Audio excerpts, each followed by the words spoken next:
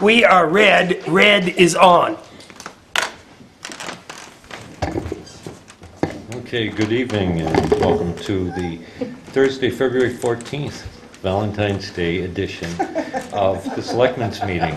Very nice.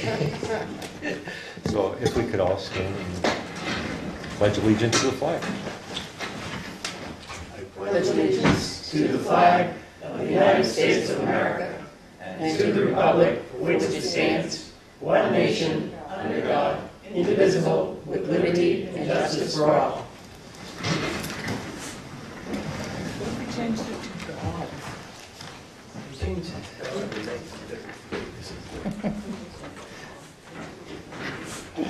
There's no comment. So, You shouldn't Go ahead. hesitate through the whole thing. a few things going on. Also, we have a public hearing tonight, so if anybody wants to stick around for that as we get through things. But we're going to start out, we're going to review and approve some minutes from the meeting of January 17th.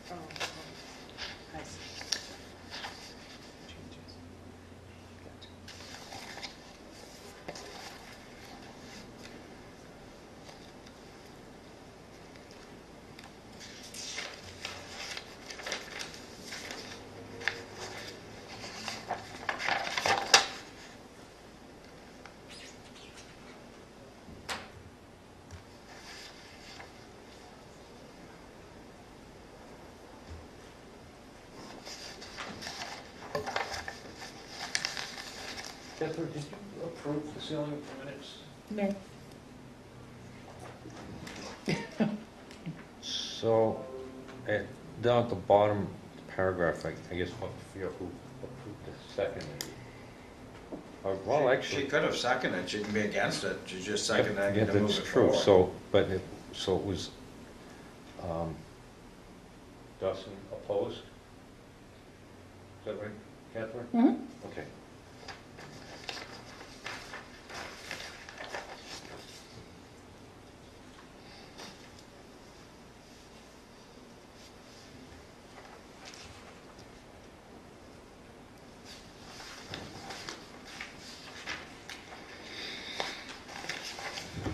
It seems like years ago that we talked about all this. We have at least three more sets. We've been busy.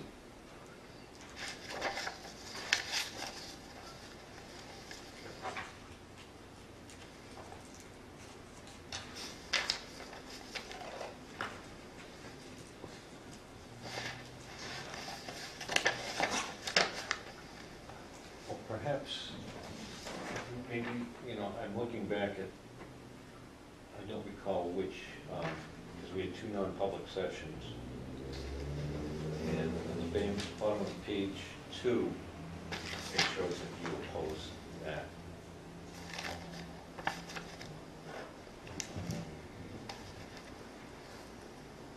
To seal the minutes. So maybe that was the one. That having the minutes. So that could be, might be correct. She didn't think we should have been public anyway, so why would she vote to seal it? I guess Yeah, that's well, the theory, right? What I was looking at is, Because she, on the roll call vote, she said so no. both of them, so both sessions, because the first session of non-public, the roll call vote was no, but Where's the second session of non, oh, Page 2. page 2, yeah.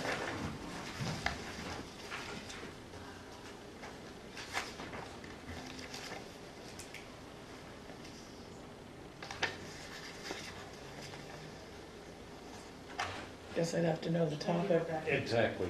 I think we'd have to know the minutes. Double check, yeah. Students. On page 2, 1, 2, 3, fourth paragraph, community action program at the end. Let the board to wait on resolving this outside agency. Funding. Right, or maybe it should say, let the board to wait on something, voting to fund this outside agency, something. Yeah, I'm funding this outside agency.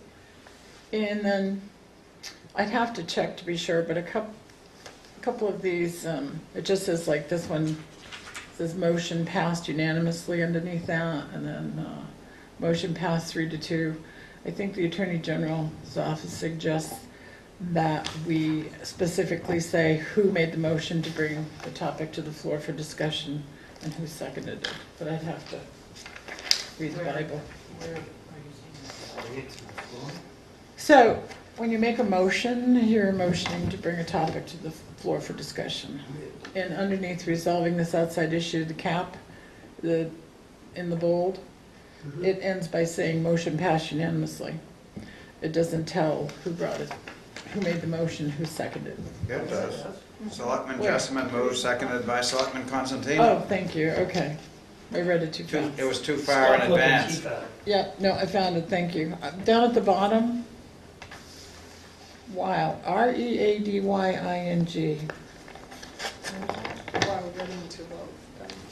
Readying to vote. Yeah. Is that a word? Yeah. Well, getting ready? Yeah. Would you rather getting ready? You could be ready in your boat. Or getting ready. Take your pick. I just never, Well, it's not. That's why I common, asked. but it's a thing, sure. that's why I asked. Grammar I didn't check it. say, I just asked, Okay. because I really don't know. That people, that many people use that. Uh-huh. Generally, It's cool. readying themselves Yeah, to start it is. using it more. Cool. I might adopt it.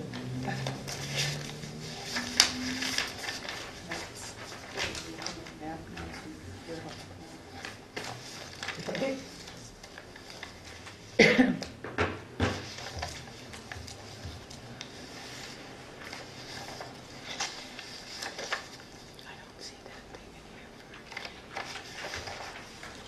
Everybody all set? I'm gonna make a motion to accept the minutes as amended, Second. and we have a second. Discussion? All those in favor say aye. Aye. Opposed? So moved unanimously.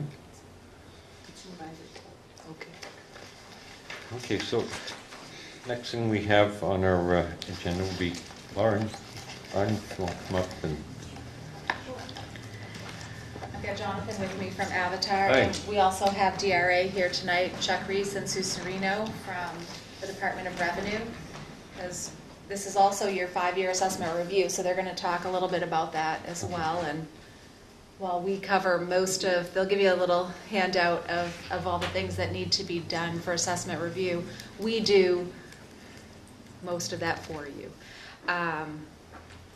So I'll probably address most of it, and then maybe Chuck doesn't have to talk too much for you, but we'll see. So this is our year to bring all the values in town to market value. I sure can. Just so you can hear me loud and clear. So we'll be out reviewing sales shortly and starting to do some sales analysis to get ready to update that model, which means we'll be developing new base land and building values. Again, the goal bringing everything to market value. I think our equalization ratio is not finalized right now for 2018, but if my memory serves me correctly, we were hovering in the 80s. So I would anticipate big changes this go round value-wise, and we're going up this time, not down. So that would mean we'll probably be very busy with lots of hearings.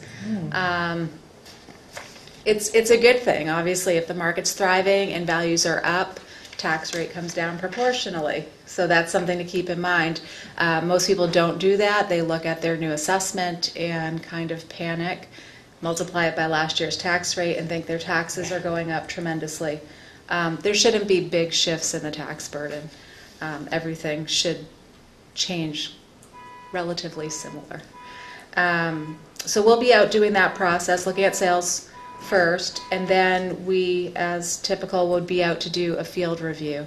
That's Jonathan and I will be in a car together, driving throughout the town, looking at everything we have on every property record card to make sure everything's accurate. That's the house we have listed.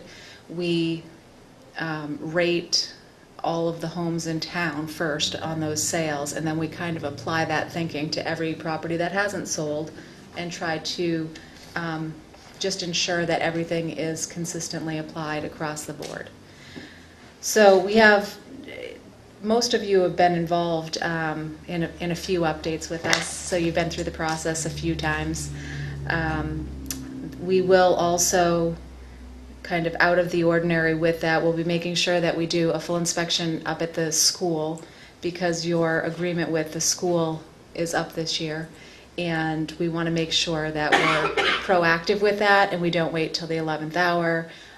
So we're going to be doing an inspection there. We'll follow up with the school to make sure that we're all on the same page and it's not later in the game, because I think it was probably 5 years ago when we ended up with an abatement request because those things went unanswered. So Jeannie had touched base with Beth at the school, and we've coordinated that meeting so we can be proactive and not reactionary in the 11th hour. Great. The only other really new thing that I can think of is solar panels. So we've been collecting information on solar panels over the past 5-year cycle, and we will be valuing solar panels that exist on properties in town, and that is relatively new because we hadn't done that before here.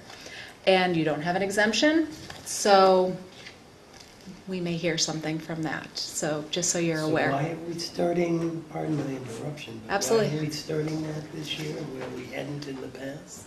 Well, we had to collect the data first. So we've been collecting the data over the past 5 years. And everything that is on a property has to be considered in the market value. So probably a little bit longer than that 5-year period, we've been collecting information about solar panels, what they add to the market value of a property. So we've collected the data, and now we're at that phase that we have it all, so we can properly interpret it and analyze And defend it in a court of law? Absolutely. Well, we have to defend the total value of the property. I understand. Yep, absolutely. Which is what we always have to do. No, and you've got a track record of doing a good job with it, but I got to tell you, the whole revaluation thing, especially with the jump in the value of the property, makes me nervous. It makes everybody nervous. Mhm. It's a good thing, though. It's your biggest asset. Nonetheless. Right, I'm no. still- Yeah, I know. We've been doing it a long time, so I'm not as nervous about it as you. I've seen it go up. I've seen it go down. I'm also doing the exit 20 area. The whole town. Okay. The whole town. The exemption that we could adopt for solar, wind, etc., is that exemption allowed just for residential, or would that also be allowed for a commercial development? I've not read the state. So it could be allowed on a commercial business if the person applying also resides in Tilton and is putting solar panels, say, on a business downtown, using it for solar to help offset their electricity cost, and they're also a resident. Those solar farm commercial generation type would not qualify for the exemption under the statute. And Chuck could probably chime in a little bit if there's. Yeah, that's correct. The whole premise of the solar wind was to help facilitate homeowners or small business people to improve their properties. It's not meant for anyone selling electricity into the grid. So I don't know if we've asked you this as a board on your recommendation, whether or not to allow an exemption for solar. Did we ask you that in the past? Probably. I usually reserve comment on that. I can give you information that I hear from others. I'm not a taxpayer in Tilton, so it doesn't affect me personally. So I don't think it's fair for me to recommend it one way or another. I have towns that feel very strongly that it should be adopted. They're for green energy and they think it's a wonderful thing and they want to get that exemption and promote that. I have other towns on the other side of the fence that have said to me, if you want to put a new kitchen in your house and you're going to be assessed, and I decide to spend my money and put a solar, why should this taxpayer be exempt when this one has to pay for all their improvements? So I kind of understand both schools of thought, so I reserve my personal opinion from it, but try to give you as much information about Are that. there so a lot of towns that are doing the exemption right now? I don't know the number across the state, but there are a number of towns that do offer an exemption of some sort. So not all do a full 100% of the assessed value of it. Some do up to a certain number, some do a percentage, but there are a lot of communities, and more so have come out in the past few years since we've seen more of an influx of solar systems over the past 5-10 years now. So without the exemption, if I put solar on my barn roof for my property, that would be an additional assessment of value on my property. Right. So that would mean additional taxes the town would collect. Correct. If we had the exemption and I put solar on, it wouldn't mean there'd be less taxes. We just wouldn't collect additional taxes. Right. The other people will pick up for that one not having to pay. Not necessarily, because if it doesn't add any value to the property because there's an exemption allowed, that means we're not collecting more taxes on that property. We're collecting the same taxes on the value that exists. But you Without pick- the solar. No, you're losing value. So if you're exempting value, you are losing that. But it would be additional value. It's only additional right now because you haven't assessed it previously. Right. And now we're gonna. Right, right. So if you're looking at a home, for example, and it's a $200,000 home that has solar, and say 10,000 of it is attributable to the solar. So it's 190,000 plus 10,000 for solar. If you choose to exempt it, you're only going to value it at 190 when the real market value of that home is 200,000. Except without the solar, 190 is the value. And 190 is what we collect for taxes. Correct. And when you upgrade, add the solar, that's extra value on the property. Right. Which means extra taxes for the town if you look at it that Yep. way. Right. And I'm thinking of it just because I always like to lessen the burden on the residents, but. Do you have Do you have an idea of how many in town they have solar now? Not off the top of my head, but we have collected the data, so I could give you a potential list of all the properties that do Like have solar. percentage or something? Or? Yeah, I can get Okay. you that information. Peter, did you?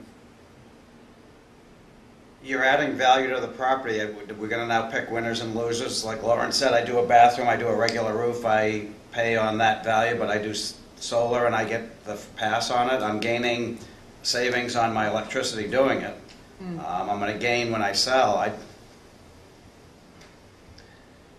Well, It'd be an environmentally, interesting you can look. topic. I don't know if it's going to come up now with our Do you- assessments, because we haven't exempted it, so So wouldn't that that, would be the next. but that would still add to your total assessed value across the town. It would increase your value, Correct. but you wouldn't be collecting on all that value. If you pass an exemption, correct. Right. And we've brought this forward because we knew this was coming. So this is not our first time talking to you about solar, but it is coming, and now it's imminent because it's here this year. So, I mean, you still have, I don't know if you have time for this year. So it's something that you'll want to consider going forward at this point then, because you'd need to, and whether it's the board that brings something forward next year, or a petitioned warrant article. It's not a moneyed warrant article, so there would still be time to put it on the warrant. As long as we came in and signed it before. When's the warrant due? I don't know Depends on when. the structure of your government. I believe it has to go to the town meeting and vote. That's right. So we could put it on our warrant because it's not a special warrant article. There's no monies involved, right? I don't know that. So it doesn't require a public hearing. Well, it doesn't require an expenditure, but it's definitely about money. Yeah, I'd have to touch base with your municipal auditor, or the Yeah, the rep. I don't believe it's a special warrant article because there's no money involved. In my case, in Deerfield, we've already had our deliberative session, so we can't add anything to it. So I Oh. don't know if you've had that yet. No, That we don't. and that We do that at town meeting. Yeah. Okay. Right, I have a not question. something. At what point would a solar panel array become a business or a commercial thing? If, for instance, you install some solar panels on your house, and you know your net electricity that you're getting supplies your house, and there's a little bit that goes back into the grid, but you're offsetting it.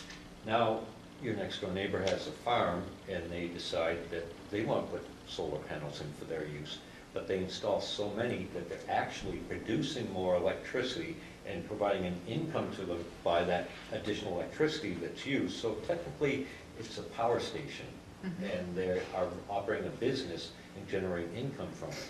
So how does the exemptions, and when does that now, if you were to tax somebody on it and determine their value today, you know, in this year's round, and they have this huge extra thing, does that become a commercial venture and business and get taxed even more? It could, but I mean, we're not seeing much of that going in. I mean, what you're seeing typically is they're putting it on their roof, their barn roof, their house roof, and it's, or even a ground mount, but it's for their use. There's always going to be something going back to the grid, so to speak, if you're using more on one particular day than another. But typically it's for their specific use. But we'd have to look at the size of the system going in to know what, you know, whether it's just for that house or if they're producing energy for their neighbors or the whole, you know. That's a good question. That came, when we were That is talking coming about up. this, and we were talking about exemptions a while back, this question, your question did come up. And we said, well, what would happen if that, I believe we also talked about what would happen if it was in a neighborhood as well. And A whole neighborhood- farm. Right, Yeah. the farm, because it eventually, if it were one, then two, then three, you know, over the years, it could develop into that. And then we had too many questions, and I think that's why we weren't convinced to say, yes, go ahead with the exemption. It wasn't that we were against it. We just had so many questions. Right. Sure. I know with installation of solar panels, there's been some pending legislation that's been trying to be passed, but when I have panels out in my house, I have a company that I have a power purchase agreement with, so they install the equipment, they insure it, it's on there, but I pay for what's generated and it's net metered. So I typically overproduce in the summer, and then what I've overproduced, that balance trickles down over the winter months. So because we're far enough north, that's usually a thing. But by law, there's a cap. So ideally, you're not putting in more than 100% of your average usage over the course of the whole year. That pending legislation has been to try and remove that. So to have more than that for, say, a power generation station or a solar farm, there is special permitting involved with that. So as of right now, there is kind of that buffer, depending what may or may not happen with that cap being lifted or not. That will present part of that going forward. If in, let's say, August of this year, the company comes into town and offers somebody that had a farm and puts in... There's two coming. So you already know. And they put a significant amount, and it's ends up being a generation thing. There's more going back into the grid and stuff like that. Would that get reassessed? It would get assessed for what's there, just John. like anything on April 1st. That's why they come to deal with the town, because they can't afford the taxes on it. If Right. you recall, I don't know if you saw the Samperton presentation, it's payment in lieu of taxes because it's... Because if you look at what the market value is based on the generation of what it can produce and what it will save, and when you do an income approach on what that return on their investment is, the market value of it and the tax structure for it ends up being not it's cost prohibitive for them to move forward. So it often walks most of them out of the door. Now, some towns have agreed to take, a couple $1,000 payment in lieu of taxes in. And I think we had one here a few years ago that was looking at a solar farm. And, it was, I don't remember the exact number, a $5 million project. 5 megawatt, I think it was a smaller one, I think. It might have been. I'm just Right. from memory, but it was, so if you're talking a multi-million-dollar project that's going to generate X number of dollars, and they want to pay you a portion of that, I mean, that's something you have to consider. But some towns have opted; they feel strongly that it's the green thing to do, and they've moved forward, signed a payment in lieu of taxes agreement for something less than what the taxes on market value of it would be. So does the exemption cover wind and geothermal, or is it just solar? Not geothermal. Geothermal is a separate thing. If you have that, that's assessed as part of your home currently. So we're picking winners and losers. Yeah, I mean, Right? if you have Geothermal's renewable, right? We're not picking anything right now. Well, no, I Yeah, know, but exactly, if you go with an exemption, that's what's going to happen. And wind, there's a wind, a wood, and a solar exemption. So right now we're just talking about solar, but obviously if you have anybody with wind, I don't know how. It hasn't come to us. Yeah, I don't know Solar where we has- are elevation-wise, if it's, Yeah, so we've had requests for solar. Yeah, and, the wood is wood heat when that's your sole, that's also an exemption as well, but you don't have any of them. Typically, they do tend to get voted in all together, but you don't have to. They're all local option, all three of them. Something will This, get done. I'm sure this discussion will come up again. I'm sure it will. I'm sure it will. Many, many I'm more sure times. read about the newspapers. Yeah. about the times, too, so. And I can, like I said, I'll get you a list of how many you have, so you can, have that information and make a decision. And like I said, it doesn't always have to be on you either. I mean, petition warrant article can come forward with 50, I think, signatures. So yeah.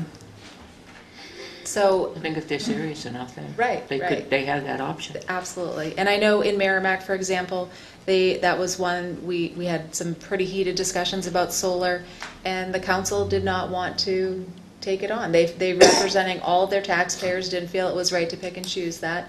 And they said if a taxpayer is impassioned enough about it, and there's more than 50 taxpayers who have solar in Merrimack, so if they could get just those people to sign on and present the warrant article, at least they've done some due diligence to make it go forward. And if the town voted it in, then the town voted it in.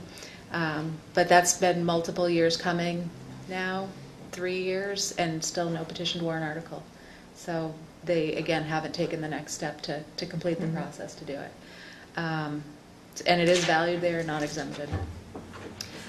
So that's kind of what's new on the horizon, but we'll be out relatively soon. We have enough sales here in Tilton, so schedule-wise, you guys end up at the forefront of our scheduling. So we'll be doing the sales analysis, out looking at those sales over the next month or so. I think we have scheduled to start field review in the town either late April, early May. So you were last time too, because we have the sales activity. And after we do the field review, then we'd finalize everything, send out preliminary notices of value, just like we did last time, give everyone an opportunity to call, set up an appointment, and come talk with us about their value. We do that. That'll probably be in May. March 21st. March 21st is what we have scheduled for a public hearing. Just trying to be proactive and get the information out there. I don't know if anyone will come listen to me drone on for an hour or so. But just go over just some frequently asked questions. Go over the process and just be available to answer taxpayer questions about the process, so that again, at the end of the day, it's a continual education process to help taxpayers understand what we're going through, and so that they are informed. Sometimes I come and no one comes to those things, but I'll come, we'll stand here, and we'll see who comes. But I think we're going to do it after your board meeting, so maybe your board meeting will draw some more people in, and I think I have to entice them. Maybe I'll bring pizza or something. other structures, telephone poles, utilities, wait. like the railroad crossings have been updated, things like that. Well, poles and conduits are valued pursuant to the statute now. Currently pending legislation with HB 700 to take over valuation of all of the utility property for distribution. And that's going to be heard, that's in the process of going through the House and the Senate right now. And if it went through, they had a public hearing already at the House, and there was no opposition to the bill at all. So it's got good momentum. It's been coming for many, many years.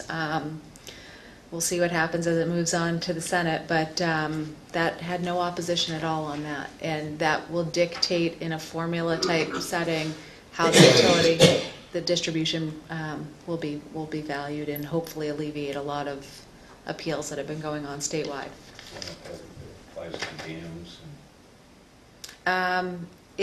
It only applies to essentially electric. Power generation dams. Not the I generation, don't think the just generation, distribution. right, just the distribution, not transmission, not generation. So we still have, there's always going to be somebody who's not satisfied with the tax process, I guess, but. Really? Yeah, I know. It's New Hampshire. I mean, sadly, with no other tax, it's the property tax, so we have to fight for nickels and dimes on it. Yeah, it really does. So that's essentially what we're going to be out doing, getting everything up to market value. And the state comes behind us. They monitor our work. You receive reports back from them letting you know how we're doing. They're going to go out and look at some of those sale properties that we're looking at, making sure the data is good. They're going to go out behind us and look at a portion of the town, that data that we've looked at for sales. They'll look at some of the new construction. You look at other properties too, don't you? Yeah, we do Just a a random random sample sample. for accuracy of data for assessment review, which will ultimately be around 36 properties. We look at a minimum of 12 sales.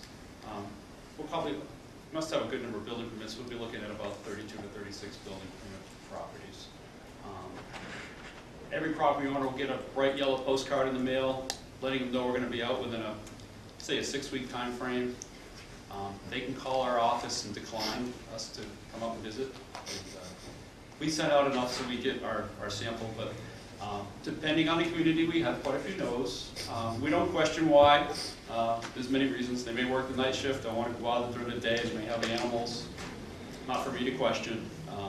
We do give a list of both of the properties we're visiting to Lauren and the no's. How do you get the list from the building permits? From From here us. or from you? Yeah.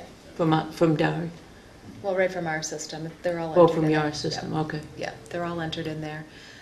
So we'll do that process. You do random or you just, They do a random selection. Random. We usually give them there's an export of all that information, and then they take a random selection, send notices to so many to give people the opportunity to opt out, obviously, if they don't want to participate in that.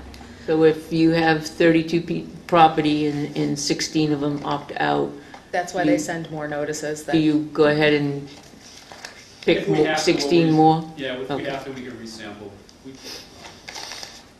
Yeah, to try to get as many as possible. So they'll check all that work behind us. This year, being your assessment review year, we also have to requalify the elderly, requalify the disabled, all the veterans. So we've been busy today. We've already sent out the notices for the elderly. In a lot of towns, the town actually does that function. We do that all for you while we're here. The other part of that, so it's all your exemptions and credits, your the charitable, religious, educational, veterans, elderly, disabled, and then also your current use records. And we took that on probably 10, 15 years ago initially, and every 5-year cycle, we've identified the ones that didn't comply, and we just targeted them. And I think our current use records are like 99%, which is amazing. So we don't have to dedicate much time to the current use, but we definitely have to requalify all the elderly. We've already had some that have come off. We've found out, Cindy's wonderful at providing information when she hears about ones that have passed on or that are moved away. Yeah, because sometimes the property is kind of in limbo until it goes through Okay. probate or estate planning, and it doesn't qualify for exemptions, so. So it's not that you get younger. No. What's the sadly. renewal process? What's the renewal process? So we with send them you? out a new worksheet. They have to provide all of their income and expenses again, and we have to requalify. Do you actually go out and help them? I, They have to come in. They typically come in. I've gone to their homes and sent them scurrying about their house, so whatever it works for them. Most of them have sent their information in. We had a taxpayer come in today and meet with us. But if they need us to come there, or even if it's at the senior center, I'm happy to go and always help them do their paperwork. We only do it here once every 5 years as required by law. And so it's a little bit difficult because they forgot what they did yesterday, let alone 5 years ago. Oh, yeah. You know what I mean? We got a So couple. trying to, we have, I don't know how many we got in, probably, how many would you say, 20? You've already sent them out? Yeah, we sent the letters out. We probably get 20 back, Got the one and only door to door? 2 are complete. So it's a process that takes a while. I know, we're getting phone calls on them. Yeah, yeah. And Gail's been wonderful helping them, telling them what they need to supply, and we'll have to follow up and handhold a little bit there. But that's to be expected. It's nothing unusual, and we'll get them all. One way or the other, we'll help them. And if it means we have to go out and help them there, that's fine It too. might be nice to have an hour or two in the afternoon up at the senior center, because a lot of them go there. Yep, So, just after dinner, just say if you want to stay in 1:30 and just be there one in the month, just, you're going to be there this day to help Yeah. renewals, whatever. yep, we can do that. Might be nice. Yep. The They can- difficulty is obviously, it gives them kind of homework to send them away 'cause of what they need to bring back for information. Mhm. So it still may end up result in some of that back and forth to get them qualified, but we'll work through that, and we'll help them with that any way we can, because it is a little bit of a painful process for them, because they don't do it every year. Maybe you and Gail could go to the senior center, and then the homework can come to Gail. Sure, That would be nice. yeah. Yep, Because why I'm thinking that is because there's buses that go there, yep, and typically some of them can take a bus there, and then we can ask that the bus be delayed for an hour on that day okay. to pick them up. If you're coming up, if we know ahead of time, we can ask CAP to delay the bus to pick them up later. Just an option. Yeah. And I know last time, 5 years ago, I think we had updated because there were a lot that came off when we requalified. You heard a lot of panic, and then ultimately put forward to change the Yeah. exemption status. Right. So that happens, if they're getting Yep. increases in their income Right. over time, and they haven't reported that back, or they don't realize, and now all of a sudden they're over on a bill that they didn't think they were going to have. Yeah. We may be in that situation again, so something to think about. Yeah. We've gone through all the veterans, and I've left Gail a little homework list of ones that we just need some more documentation on, usually trust documents. Verify they have a P.O. box in Lockmere or Winnisquam. We just need to verify that it's still their residence.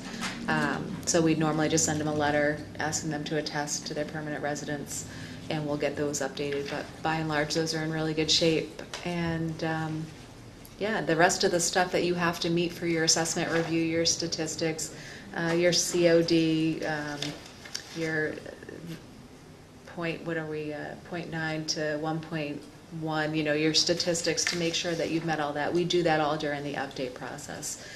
So we don't have, our goal is always to be at 100% of market value. By the time you add the rest of the sales in from the rest of the year, we might be at 99 or 101, but our goal is to be at 100% for 4/1/19. What else am I forgetting? I don't think we requested a bond, but if we did, it's on file. Right. Not typically. I guess the only other question I had was, are you doing the utilities that fall outside of the new formula if it's approved? or they have a Well, contract with? No, we're doing the utilities, and, I mean, even if it's approved, it won't go in till 2020. Right. So, yeah, we're doing utilities. I'm Special trying- use properties, J. Jill, that's just a big box, so. I don't really have anything special use.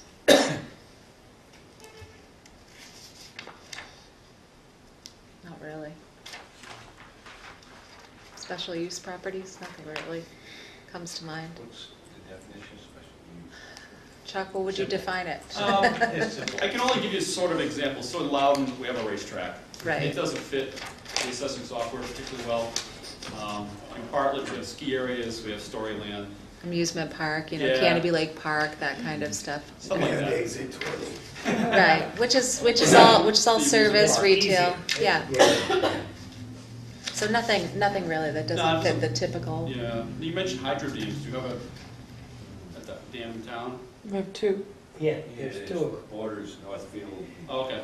Tilton, the other one block. Belmont, There's yeah. Clement Dam down here in Mill Street, and then there's one up on, Lockmere. Technically, I think the Up there. dam, the generation part of that dam in Lockmere is completely into.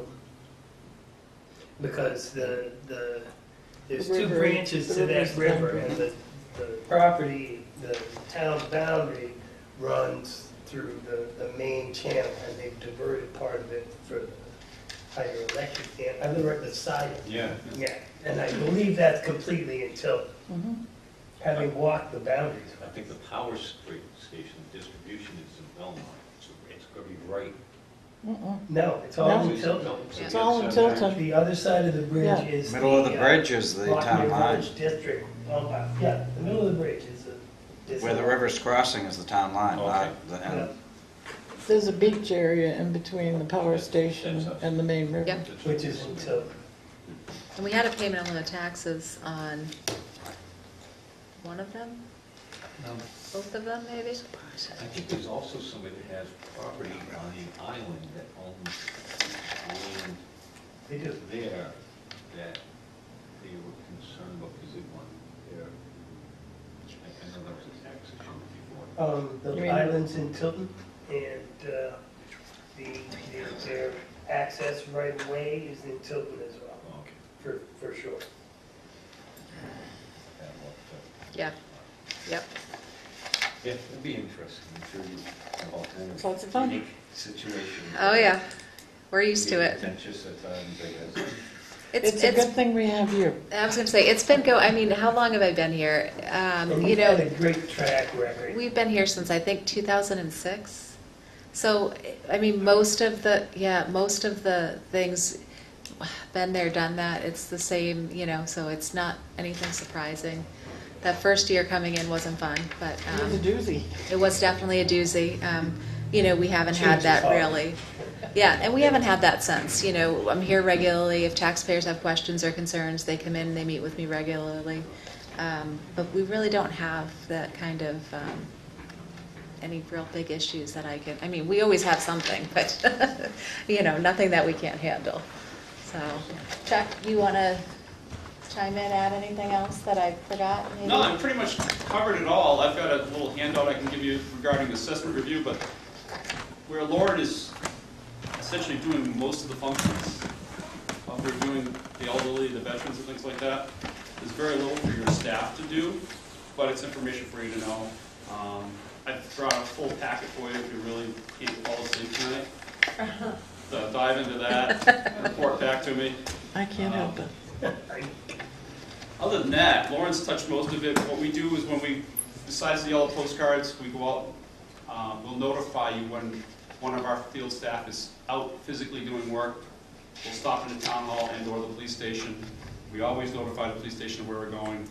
We appreciate it if on the list there are some cranky property owners that maybe we shouldn't bother. Some people don't bother to give us the call back, but we do want to appreciate it if the heads up if we should just leave them be. I'm sure. Don't Lauren go to your knows house, them is as that what you're well. saying? Yeah, that one. They're in You every can try town. mine first. I'm not easy guy. Every town's usually got one or two that are best left undisturbed. And those are the ones that sadly probably get visited the most, and it's not intentional, but that is always what happens. It does seem to happen that way too, Yeah. because if they have an outstanding building permit or deferred maintenance on their building, it generates the assessor wanting to go back and check their property. We get these calls at the office, hey, the assessor's out here all the time, you guys have been out 2 out of 3 years, I apologize, and I explain to them the process that we try to be as random as possible, but statistically in a small town, maybe not this one, but if we're doing work in Roxbury or Sharon, there's so few homes to go visit, they do get picked on. Can't avoid it, but I don't really have too much else. After the postcards are done, we give Avatar a report. They have 30 days to review it, question what we find, if we find anything, then we send those reports off to you. The process does take a little time. For assessment review, you won't actually get the finalized report until this time next year, more like probably May or June of 2020. We have to wait for our statistics to be done. We're currently looking at our 2018 towns right now for exemptions from credits and things like that. What we'll do is, when it's all said and done, we'll make up a little more and do the sampling of those files as well. So it's not too much of a burden to the folks who work in the town hall. Just me. Amazing job you guys do, because, you know, we look at this, we get it every 5 years, but you have this every day. Right, right. So, It's in our blood. It is. It's a sick obsession. All right, so this has completely nothing to do with this, but I have to tell you this because it's kind of cracking me up as I'm sitting here. So this notebook I stole from my son at one point or another, and it looks like his little notes on here from when he went to prom. He did a little promposal for his girlfriend. So I'm writing on this. It says, roses are red, Camaro is yellow, because my husband has a yellow 68 Camaro. Go to prom with me and I'll be one happy fellow. And his dad let him take the Camaro to go bring this proposal to her. So it's just kind of cracking me up. She did. Yeah, exactly. It was so cute. He had his little poster board and drove over there in the Camaro. On tape, so. Yes, yeah, he'll kill me for, but I'm reading this as I'm sitting here cracking up. That's cool. Thank you for sharing it. Yeah, he's a character. I'll have to bring him when he's home from school so you can see him and tease him a little bit. Oh, gosh, yeah. Yeah, he'll love that. But he got to drive the Camaro, so it was all worth it. So do you guys have any other questions for us? not at this time. You will later, I We'll know. have Yep, I'm sure. It's over. Yes, absolutely. And like I said, I did actually talk with somebody today who did call about that and is looking for some more information on it. So I'm going to send off an email to them about what I need for information to give them an estimate of market value before they move forward, because obviously they might be coming before you at some point down the road to seek out some kind of payment in lieu of taxes. So you'll want that information as well. Food for thought. Thank you, Lauren. You're welcome. And I'm here, I'm always here, so we're here on the 21st, it's going to be another long day. We're going to do that inspection at the school, so if anyone wants to come, feel free. And then we'll be back here that night for the public hearing for taxpayers, so if you think of anything in between. Okay. All right? Thanks, Lauren. Thank you. Thanks. Nice meeting you. And you're going to leave us homework? Yeah, I mean, Lauren did all my work for me, so it's great. I'll probably have to go buy her coffee. So, plenty of cards for everyone. At any point, feel free to give me a call or Sue a call. If you want any of us to show up for a meeting on the 21st, we'd be happy to help out that way too. Sure. Sure. Yeah, absolutely. Absolutely. Yep. I'll bring pizza. Pizza and taxes, yeah. Thank you very much. Thank you. That's all one. I thought it was a series. No, it seems to be one, Doing pretty good. right? So, I'd like a copy. we're running way ahead of schedule by 10 minutes, and the town administrator's report. I have a couple of things tonight for the selectmen. Not huge, but. So, you have my report. First, on the action item, Chuck Mitchell would like the board to approve Lucinda Pope as an inspector of elections. He says that currently the inspectors he has now, most are not available to be ballot clerks for March 12th, and he'd like your approval on that. I make a motion to appoint Lucinda Hope as the inspector of elections for the upcoming election. Second. Question. Are we gonna get badgered going to the polls like we've had in past years? How so? As I'm walking too, you gotta get your, I know the process, well, get it out now, it's like, That's a function of who stands at the door, not necessarily. yeah. But that's not the function of the inspector of the elections. Their really function is ballot clerks. And talk to the moderator, because he can impact that. Okay. Right, he can. I have a question. Why doesn't the moderator have the power to do that? No, this is specifically a job of the selectman to, I mean, he goes out and finds them for us, but it's specifically our chore to appoint inspectors of the election. We have in the past. And we've appointed By our assistant side. moderators and It's one of the He selectmen's jobs. chooses. We don't appoint the ballot clerks. Why are we appointing the inspectors? You'd have to ask the state. It's just specific to inspectors of Oh, elections. got it. Okay. Got it. So we have a motion, and any more discussion? All those in favor say aye. Aye. Opposed? So moved, unanimous. The next item is the 2019 warrant. I had created two originals for you to sign. But this afternoon, we got a call from a citizen who was not pleased with Article 9 and the way it was worded. In Article 9 of the warrant, it says, to see if the town will vote to raise and appropriate the Budget Committee recommended sum of $5,648,531 for general municipal operations. And then it goes on to say the Board of Selectmen recommended the sum of $5,653,290 for general municipal operations. He says that second sentence is confusing to the voters. It will tell you that this language has been in your warrant for the last three, 4 years. And it's been confusing to the voters for the last 3 or 4 years. Yeah, so thank you, citizen, because I agree with them wholeheartedly. So exactly what's the confusion? The budget that we vote on at town meeting is the budget committees. The selectmen's is a default budget, so unless the budget committee misses a date or doesn't prepare a budget, our budget doesn't go forward.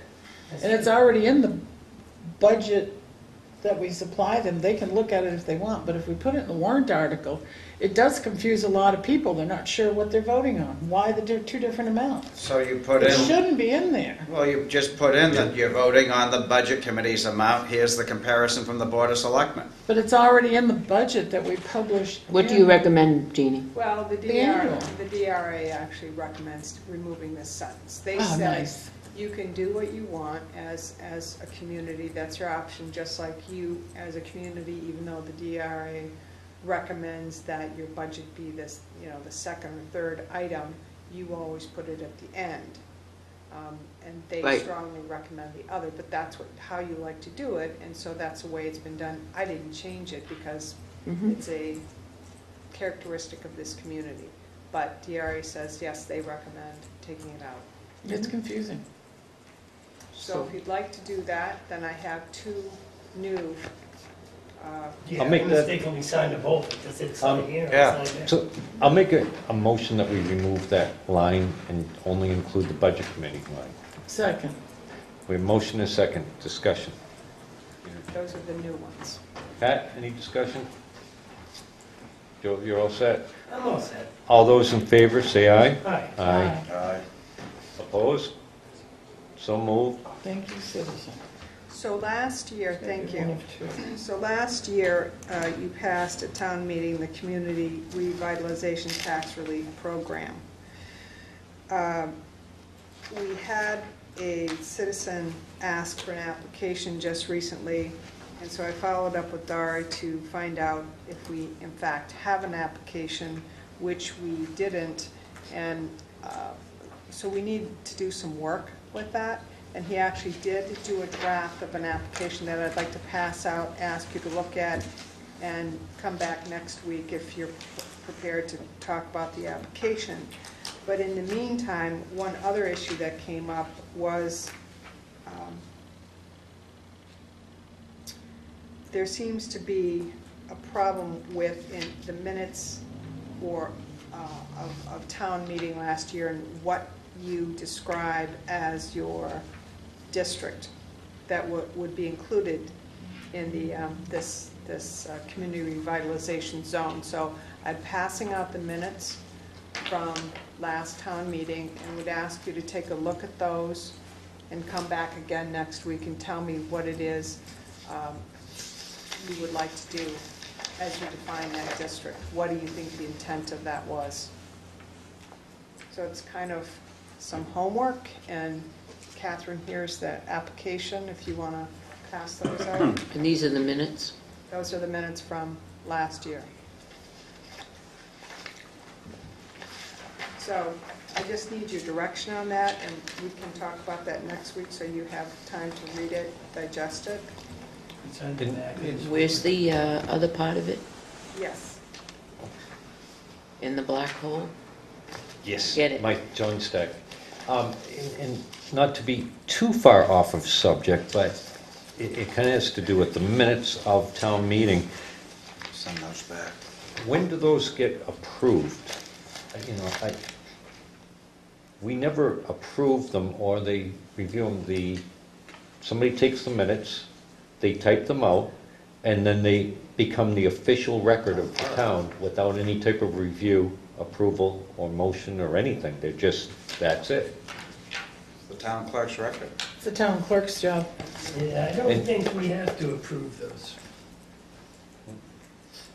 If somebody said that's not what happened, Right. or that's not clear and that's not the way we said it, It's on tape. where do we go? On tape. Town If you have clerk's a job. tape. I'm just, Yeah, I think that's the town clerk. is that traditional in every town, in every, That's the law, that's the law? It I is. believe. I've never seen I'll the follow It just up. seems a little, approved. LGC told me It that could we be- don't need to approve the selectmen's minutes. There's no provision for that. We can, but we don't have to. So, okay. Thanks. Okay. Next up, Tilton's hazard mitigation plan will be due for its 5-year update by January 2020. Updating the plan every 5 years is a prerequisite for accessing FEMA mitigation funds. Homeland Security Emergency Management will pay 75% of the update, 25%. Are we back? You want me to stop? Somewhere along the line, call on me because I haven't. Okay, 25% is an in-kind donation from the town, and I would guess that's Dari's, participation in that. It is in your FYI folder, so what I need from you, if this is something you'd like to do, is to authorize me to submit a letter of notification to Lakes Region Planning Commission that we want to hire the Regional Planning Commission to update our hazard mitigation plan. and the cost is? Well, the cost to the town is, it's in effect using Dari's time. Everything else is paid for through FEMA. So it's just his time. It's his time, in kind. Yes. So Joe? I was on the hazard mitigation thing the first time with Chief Cormier. And it was, we didn't have one to start with, and it was really pretty comprehensive. I can't imagine a whole lot has changed. There might be a few things, but it shouldn't be that costly, should it? Well, it won't be costly to us. I mean, just just in the Dari's general time. scheme of things, it shouldn't take that much to do this, I wouldn't think. I, For Dari. yeah, right, yes. I would think that's Correct. Is that something he'll be doing here, or will he have to go to Lakes Region Planning, or, I mean, that's something he'll do in-house? I would guess so. I can So it won't check. take him away from the building, Right, is I what I'm can saying, check. his I'll office. check, but I'm guessing it would be done here. I'm fine with that. All the rest of it was done here last time. Mhm.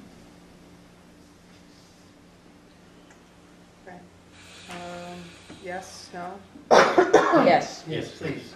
Do you need to vote on that, or just tell me yes? Just yes? consensus. Yeah. Okay. Yes. Consensus. All right, good. The next item is the New Hampshire Department of Agriculture would like to conduct an invasive species eradication program on town-owned land for, it's called Tree of Heaven, a listed invasive species. No cost to the town. There are some areas, the map, it's in your folder. It sounds like there are a couple different areas, but it sounds like it must be at Salmon Run, the parking, where the parking is and access to the rail trail. They say it poses a threat to crops like grapes, peaches, and various types of timber. And upon your approval, they are prepared to come out and do an application. Can we contact the Conservation Commission to let them Thank you, know Catherine. that this will take place? We have the. It's in the, I know. Right, but we should notify the commission Monday. as soon as possible. I'm in That's favor great. of it, as long as we, contingent upon getting in touch with the Conservation Commission. Oh, yeah. What is their, do we know what their eradication program is, consists of? Herbicide, most likely. Well- It's in the, It's in here. You got it? yeah, it says this involves applying a 20% solution of Garlon 4 ultra diluted with canola oil sprayed on the lower 18 inches of the tree's stem and trunk. This is sufficient to kill the tree. This method can be done throughout the year with the exception of spring. It can even be used in winter months as long as there isn't snow covering the lower portion of the trunk. Canola oil. Nice. So, do I understand that it's yes contingent on Concom approving it? Is that what I'm hearing? That's my vote. That's my vote. Yeah, they're in charge of that property.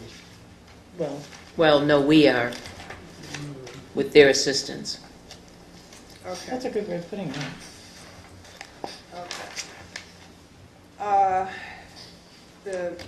These Global Alliance, these contracts that you signed last week, John, because they only provided one signature. This is appraisal for Coles and MC&G. They had it made out to the wrong client. They had it made out to John Radigan when it should have been made out to the town. So I just need to have you re-sign those. Okay. And I recollect that the selectmen subrogated their Yes. authority. Good job. Okay, so I assume you're okay? Yeah. All right. I wasn't here, but I'm okay with Okay. it.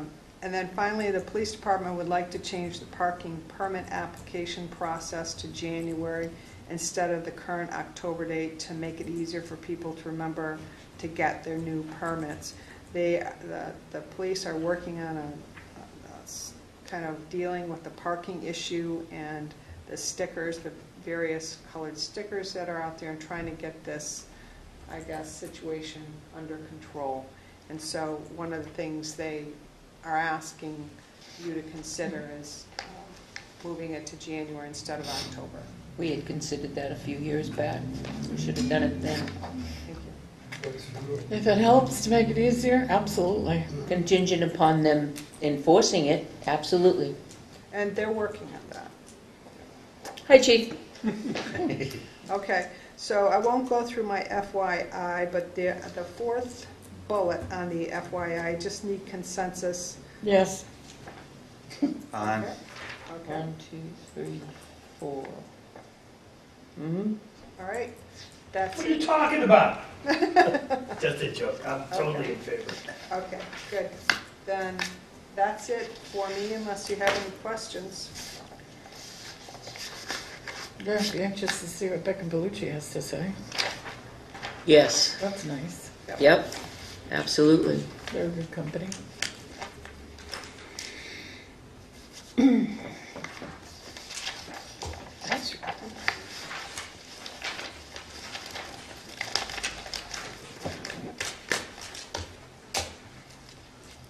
We have, what, 10 minutes before the public hearing.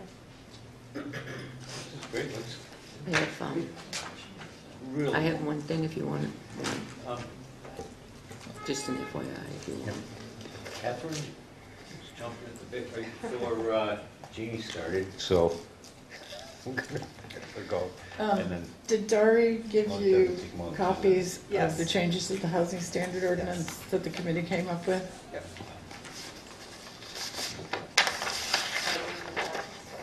Okay, so everybody has that? All right, good. The committee met, well, most of the committee, a majority of the committee met, and you'll see the changes are in green. These changes are intended to give this ordinance, you don't want more teeth, more ability to enforce it. Some of the things we've come across, it's difficult to go forward with some of the inspections because of the actions of some of the landlords. A minority of them, but nevertheless, we just didn't have any real ability to enforce this. And these changes will, and the majority of the committee members were unanimous in approving them. Dari changed some of the language, improving it. Is that the colored? That's all the green, all the colored.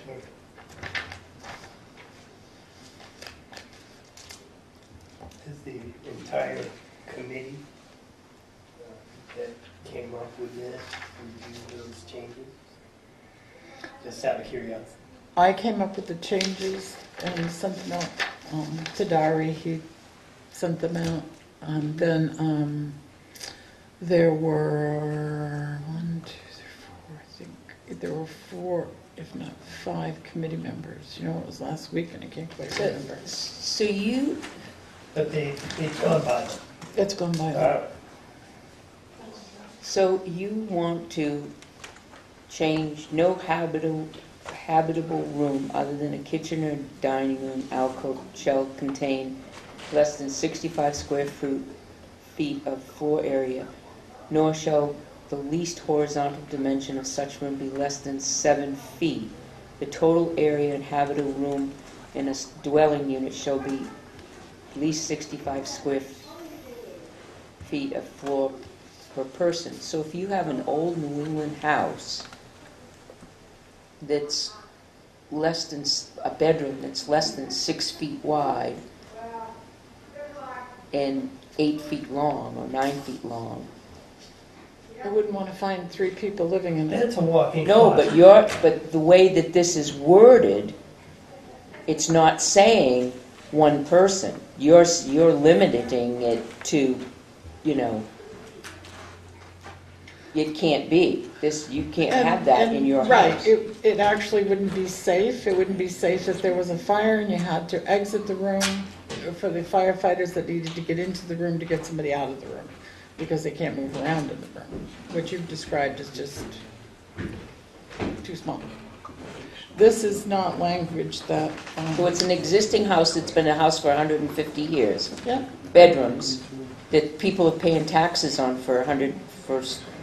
Okay, but the state building codes do not exempt, doesn't matter how old the house is, from life safety infractions.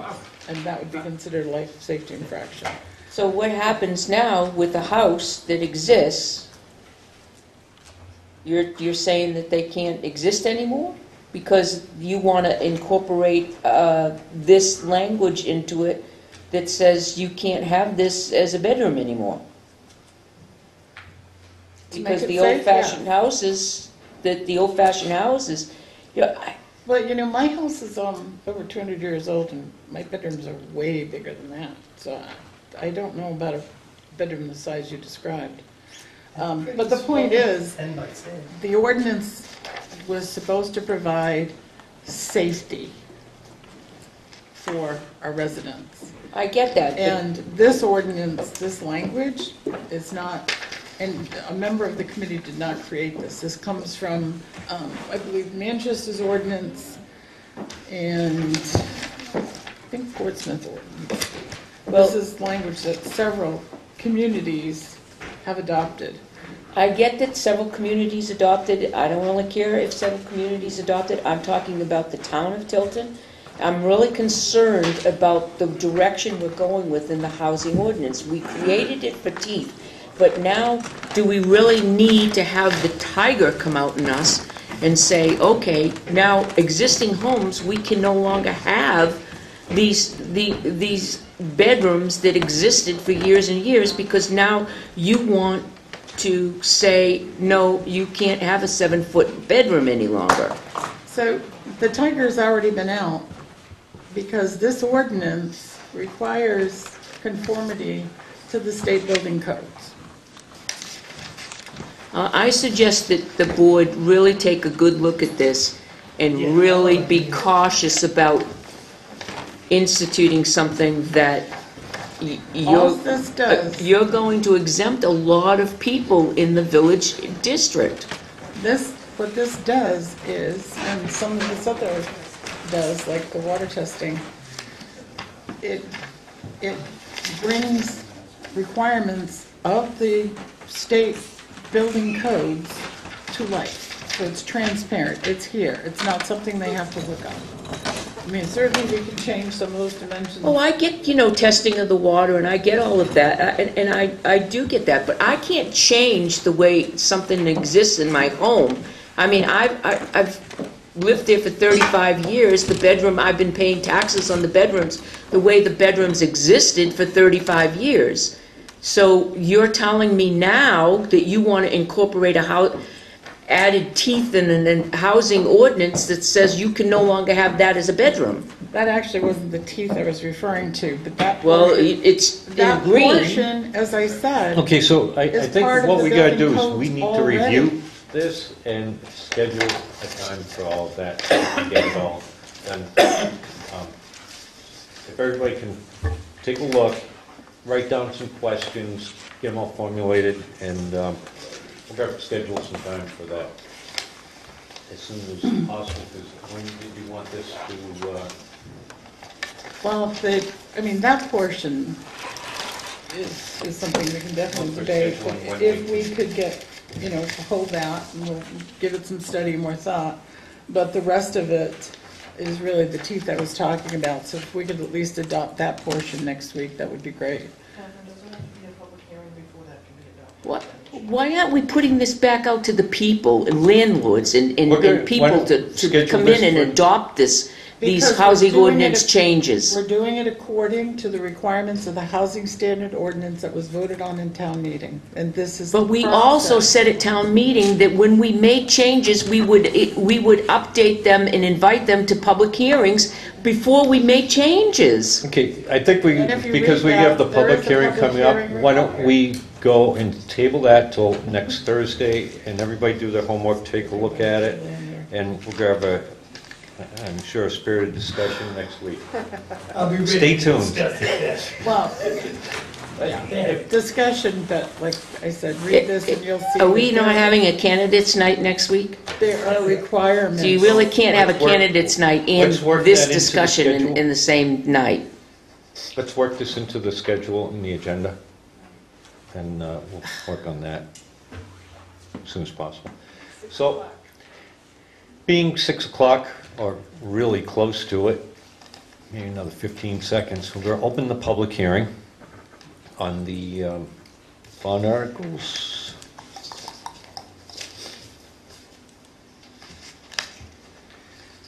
So, 6 o'clock, public hearing for bond on land is officially open, and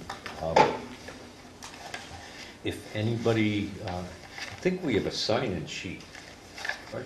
It's up on the glass case. So if everybody can, just sign in that they showed up, and It's, Oh, yes, Do you write the whole museum case up front? Gail, do we have Pass copies that of the around. warrant? And because we do have this on, we record it in video and audio, it'd be best if anybody has a question that they could get to a microphone. Tim, what would the best way to do that? So that everybody can hear. Some people who may not be able to make it might have the same question you asked.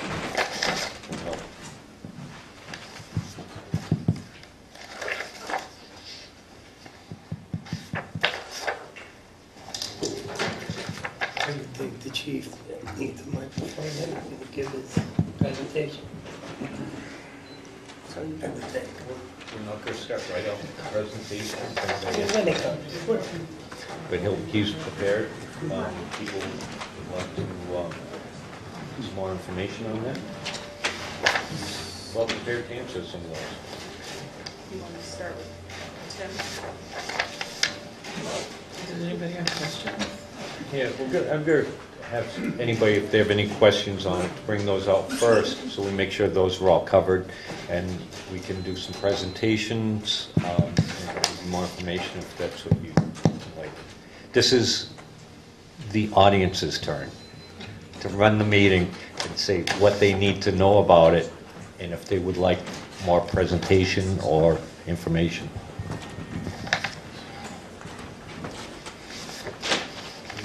Tim's just getting the microphone.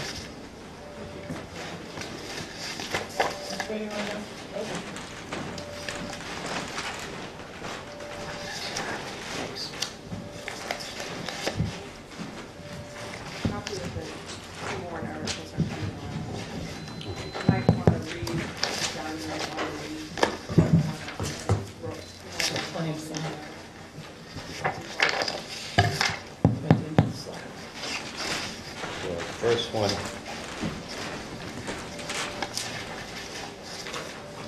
Okay, so why don't we start out, I'm going to read Article 3, which is one of the articles that the public hearings on.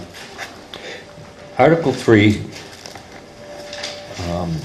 is to see if the town will vote to approve the purchase of approximately 4.586 acres for the purpose of building a new police station and/or other municipal purposes. Located off of Samron Road, the acreage is the northerly portion of the land as described in the boundary survey dated January 22nd, 2019, and is presently owned by the Roman Catholic Bishop of Manchester Corporation, Seoul. Tax map R23, Lot 5. And to raise the appropriate sum of $350,000 for that purchase, and to authorize the issuance of not more than $350,000 of bonds or notes in accordance with the provisions of the Municipal Finance Act, RSA 33, and to authorize the Board of Selectmen to issue and negotiate such bonds or notes and to determine the rate of interest thereon. If Article 3 fails, then Article 4 will not be considered. This article was recommended by the Selectmen and the Budget Committee. At 2/3 ballot vote will be required. So that's Article 3. So if anybody wants more information on that, or yeah. How are we doing out there?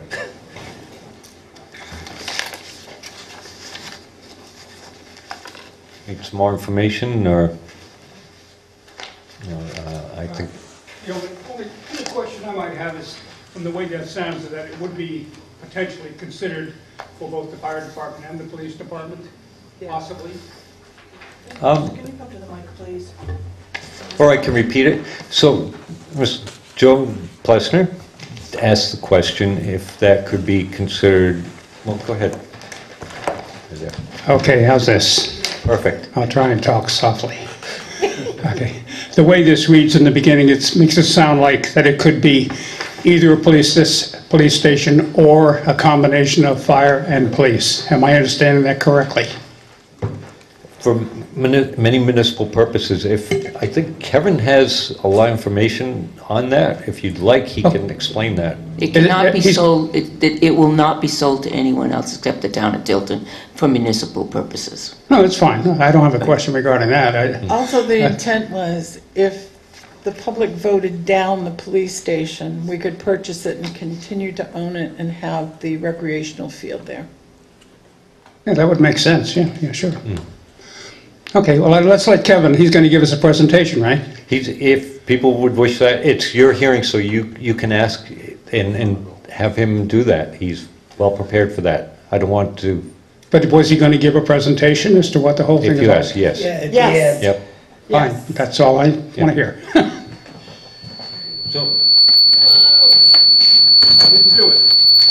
It's your magnetic personality.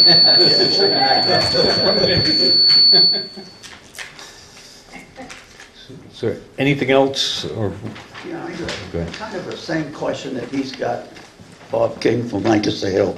On that acreage of roughly 6 acres, he was mentioning some other municipal building also could possibly be there.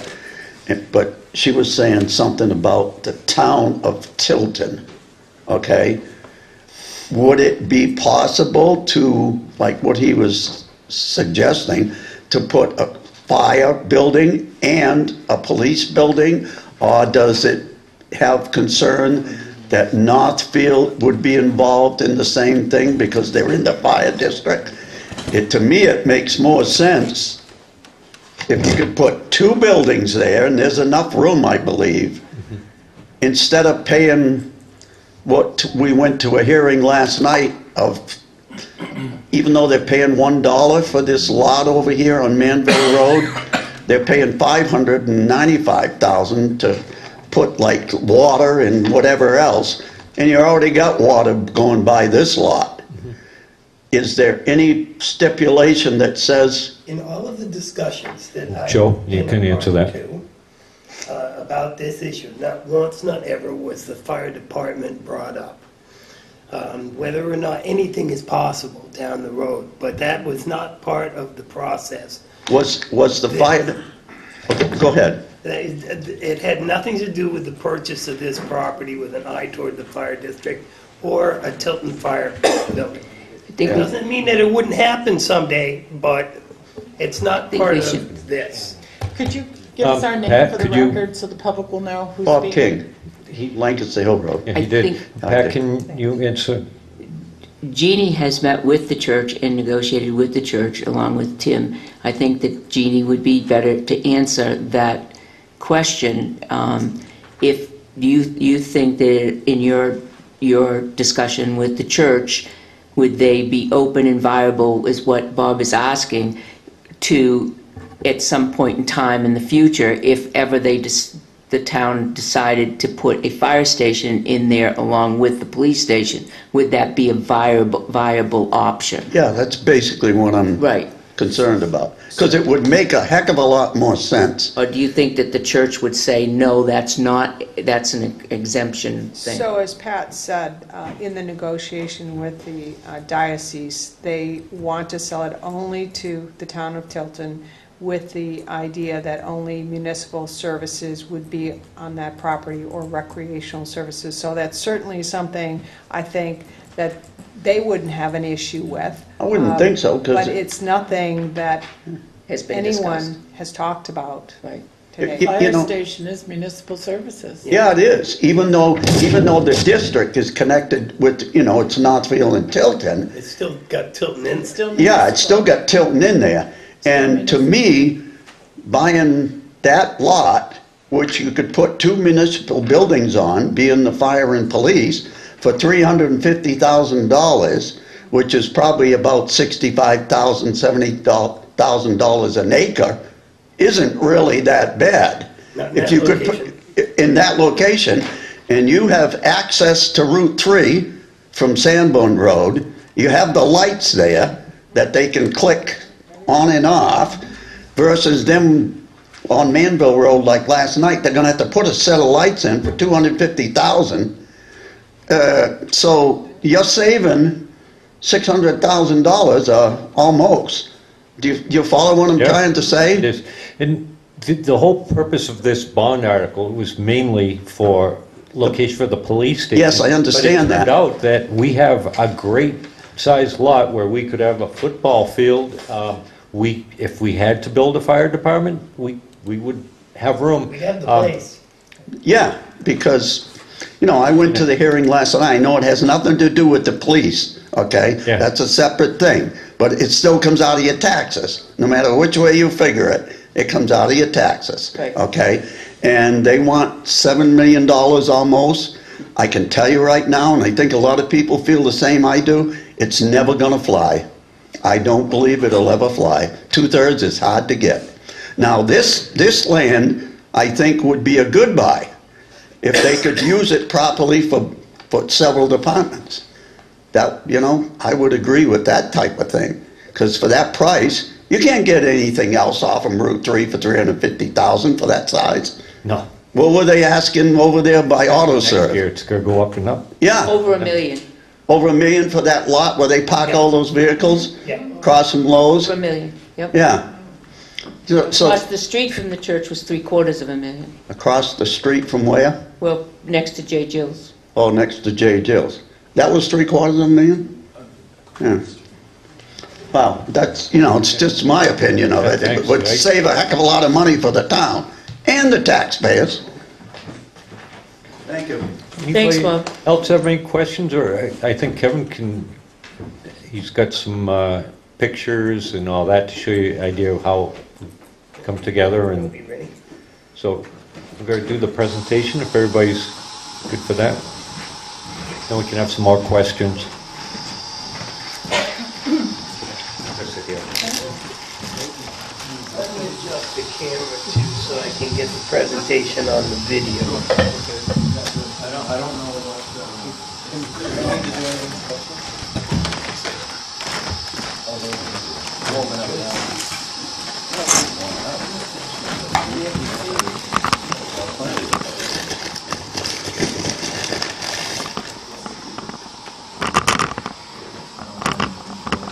Nice job last night, Tom.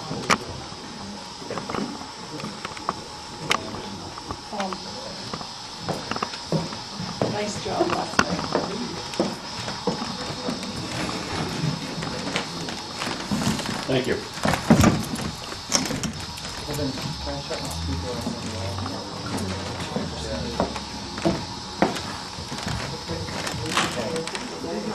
Yeah, the presentation is on both.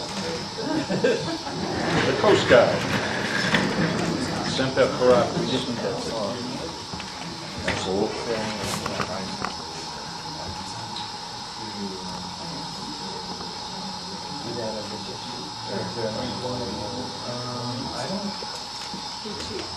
I didn't know if you missed those or so you will find it, but I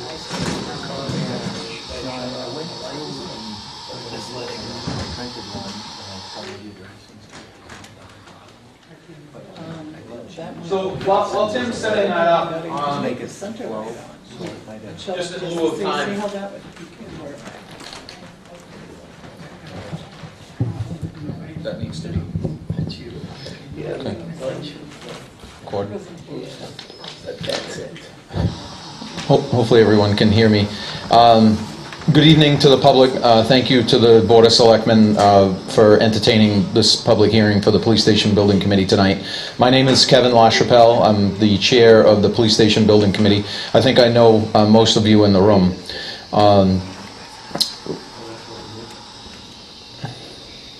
Is it the... So I guess we could still play it.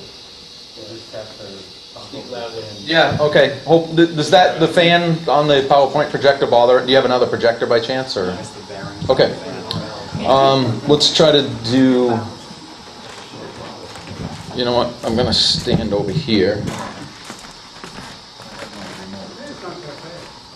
You good? Everybody's okay with the fan? Yeah.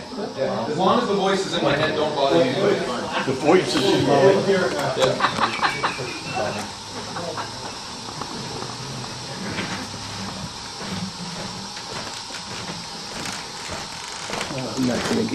that's on the tape and. So with respect of time tonight, last week we had gone through this, it took about 45 minutes. The goal tonight is to be much faster going through the presentation, but we also want to be as clear as possible. So the committee was put together back in October of 2017, this particular committee. We know there's been committees before. Eric Pyro is our vice chair, Chuck Drew, Tom Damon, Ken Dame, Jason Wright, Pat Constantino from the select board, Captain Ryan Martin was non-voting, and Sergeant Nate Buffington had recently joined us in the last 3 or 4 months. We want to cut right to the chase on the presentation for tonight because we know that's what everyone wants to hear. 27 Sanborn Road is the Archdiocese property. There's actually 2 pieces of property that are up there. We don't want the one that has all the stones on it. They can keep that one. We're going to take the one that's to the left of the cemetery, and you'll see a picture here in a second.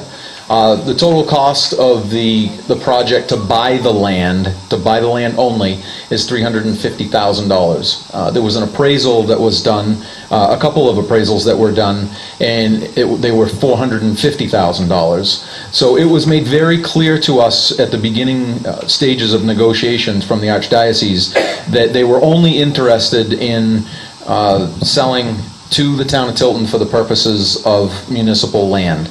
And they have no inkling of selling to commercial property. This is for the town of Tilton only. Some of you, or maybe most of you, know that we've been using that land on a 99-year lease as it stands now. There's an agreement with the town now to use it as recreational purposes for the town of Tilton only. We know we have an ice skating rink up there and a football field, and we'll talk about those considerations in a minute. So this is the piece of property that we're talking about here. As Sanborn Road is here, and J. Jill, or I still call it Tilton Sand and Gravel, is across the street. This hedgerow line right here, and all the way up this fence line, all the way to the road, is about 4.5 acres. And this is what we're talking about for the proposed police station site. Or what I should say is to buy the land for municipal use.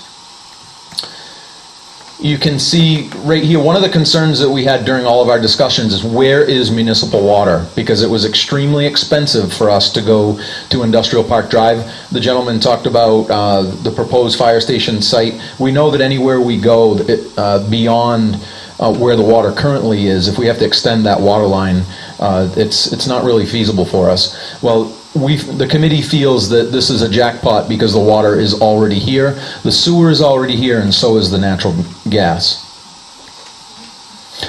Just as far as access goes, you can see these parking spots right here. Beyond this fence line, this direction is owned by the Tanger Outlet. So, you know, as far as abutters go, on all sides, it's stable and not worried about redevelopment.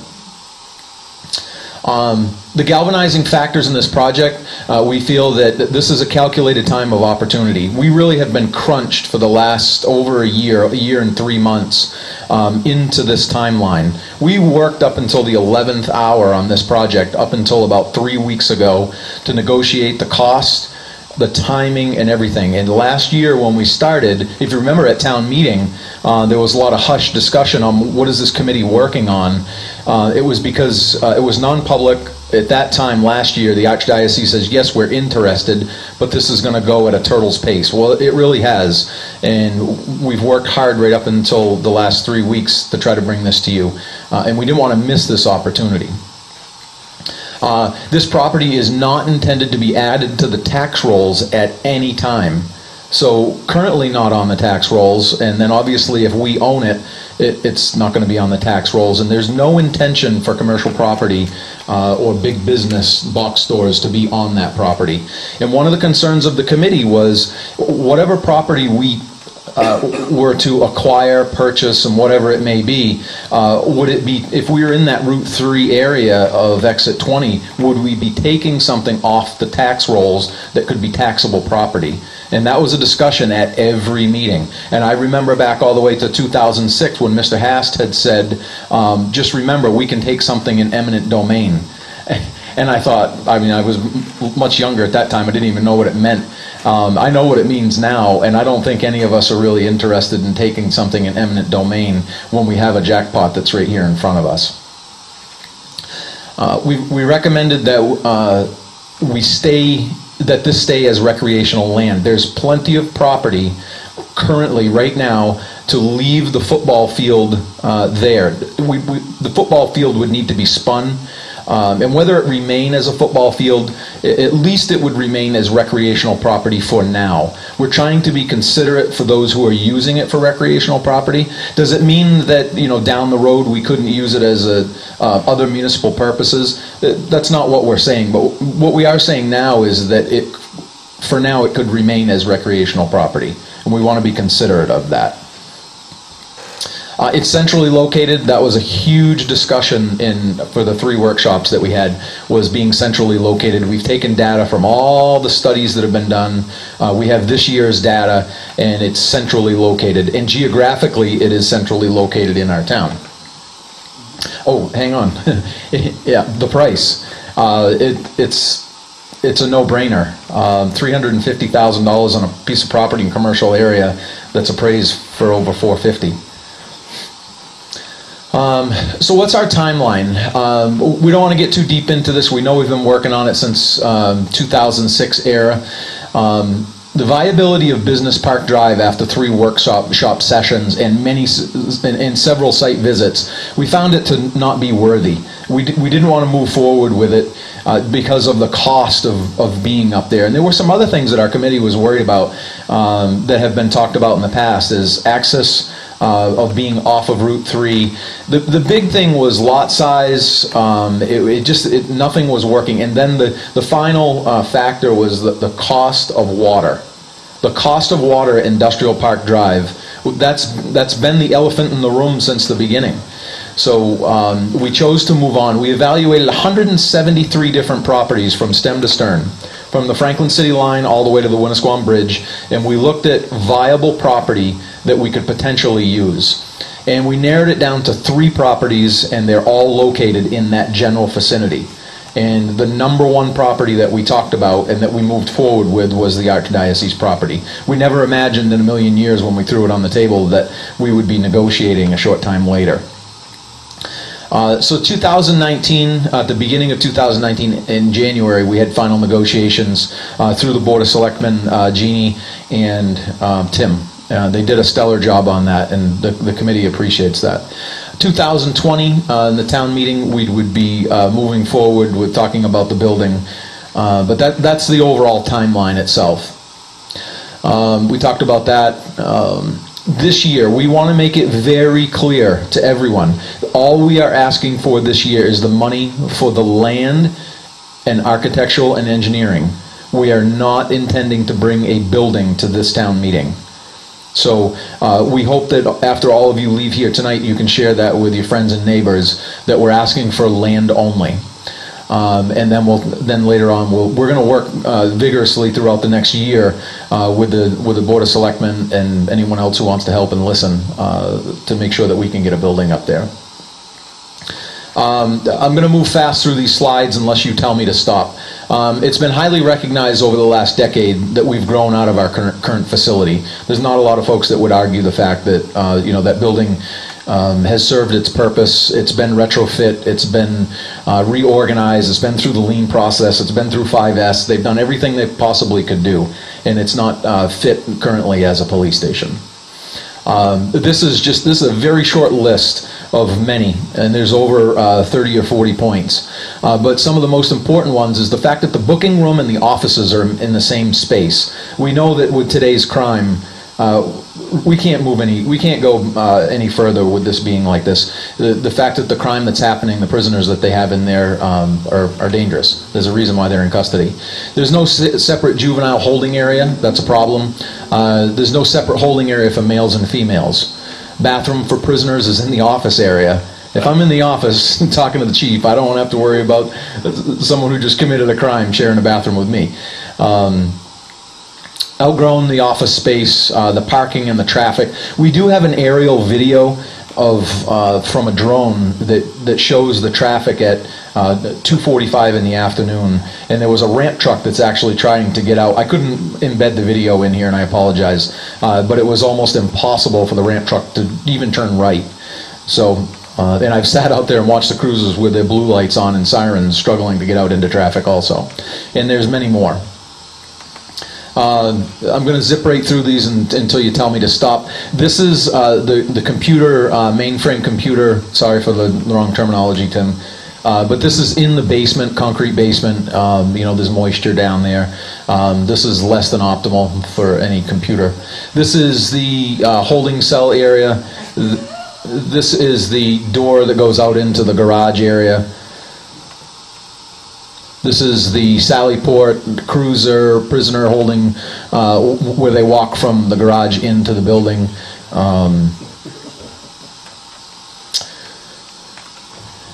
All the right reasons. We talked about the property on tax rolls. I think we've hit all these points. I'll go back to water, sewer, and gas. When I moved here 20 years ago from way across the river, we bought a place on Chestnut Street, and water, sewer, and gas was the number one reason that we built the house where we did. And my wife and I say every day that water, sewer, and gas has saved us so much money in living in our home. And I keep thinking and comparing that to a municipal building, and it seems like one of the pinnacle points on having this in that area. Let's talk about what everyone wants to see. This is rough numbers in working with Tim. We're talking about potentially a note with a local bank, Franklin Savings Bank, Bank of New Hampshire. They all want in on this. And we've also talked with the bond bank. I shouldn't say we, Tim. 20-year bond at $617,000 total. You can read just as well as I can. So that's rough numbers of what we're looking at. Does anyone want me to leave that up a little bit longer, or you good? Why now? Investing in our critical infrastructure. I say this every time I come up into this room. I encourage you when you leave to look in that glass case over there when you walk out. And on the bottom shelf of the glass case, it shows this building being built. There's horses all around it. There's 200 people around it, and they're twitching granite cornerstones in place for this building. They invested in their critical infrastructure.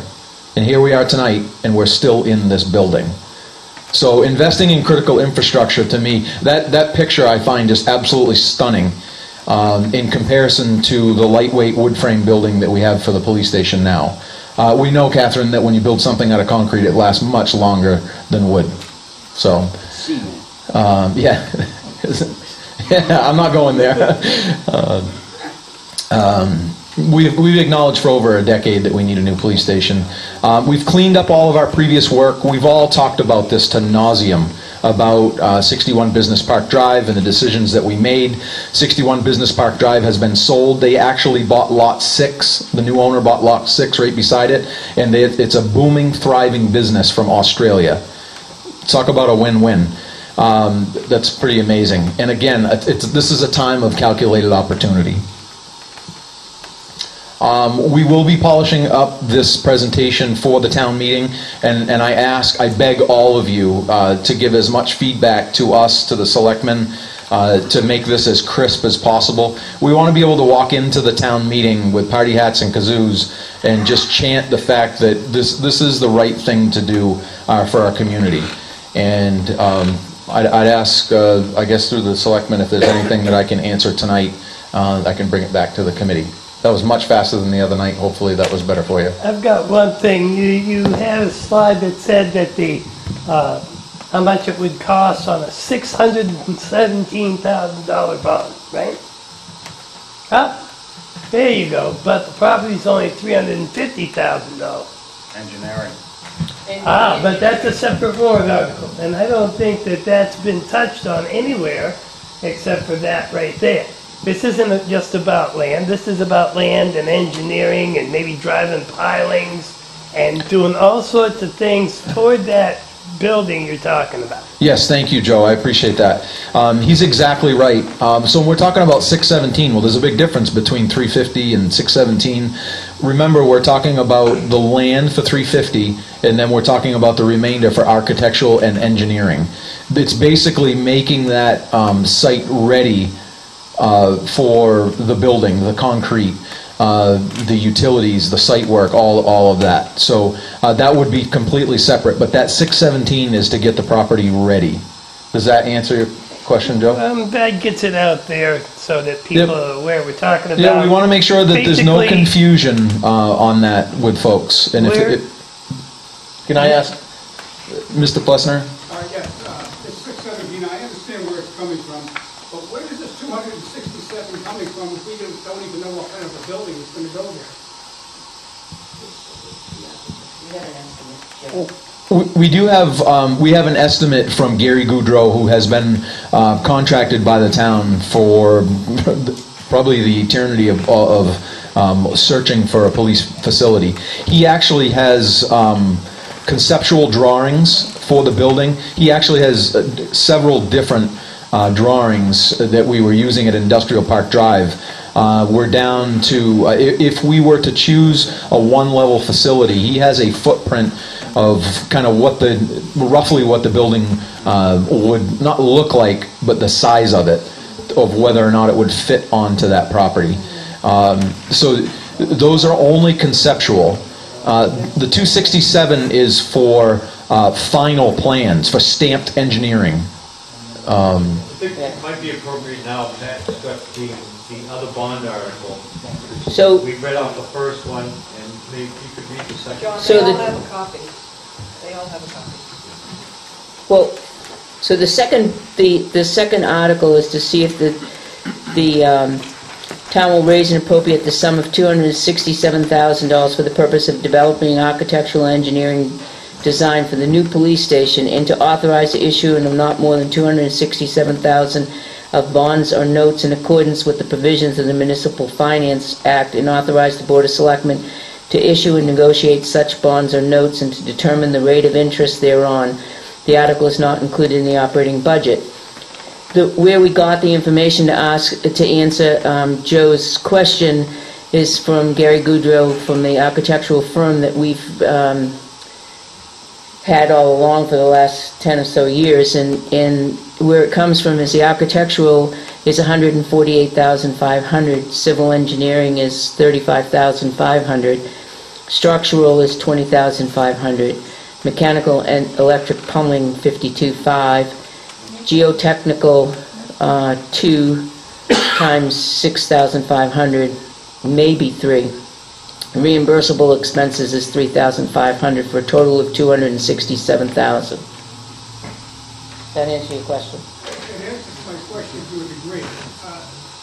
My concern is, not a concern really, but I'm sure it's going to come up at town meeting, is what are they actually going to provide for that? Are we going to end up with a finished product for the building? And if they do, either to my knowledge, neither we nor they know what building is going to be. So how can they really give you a price on it without knowing that? We have the plans, so we have it, when we went to town meeting the last time to say, this is what we would like to go to town meeting with, we had the plans that Gary Goudreau had drawn up. So our committee has kind of gone with those plans as the design, the conceptual design. The committee has not gone further to discuss, or the Board of Selectmen, to discuss whether it's going to be concrete, wood, or what it's made out of. But the design in itself, where the rooms are, what the rooms are consisting of, and things like that, the interior design, we've met with the chief and the captain and Nate Buffington to design it out with what's needed and what's necessary. So he has a pretty good idea of what the floor plan is going to look like, and the sally ports and so on and so forth.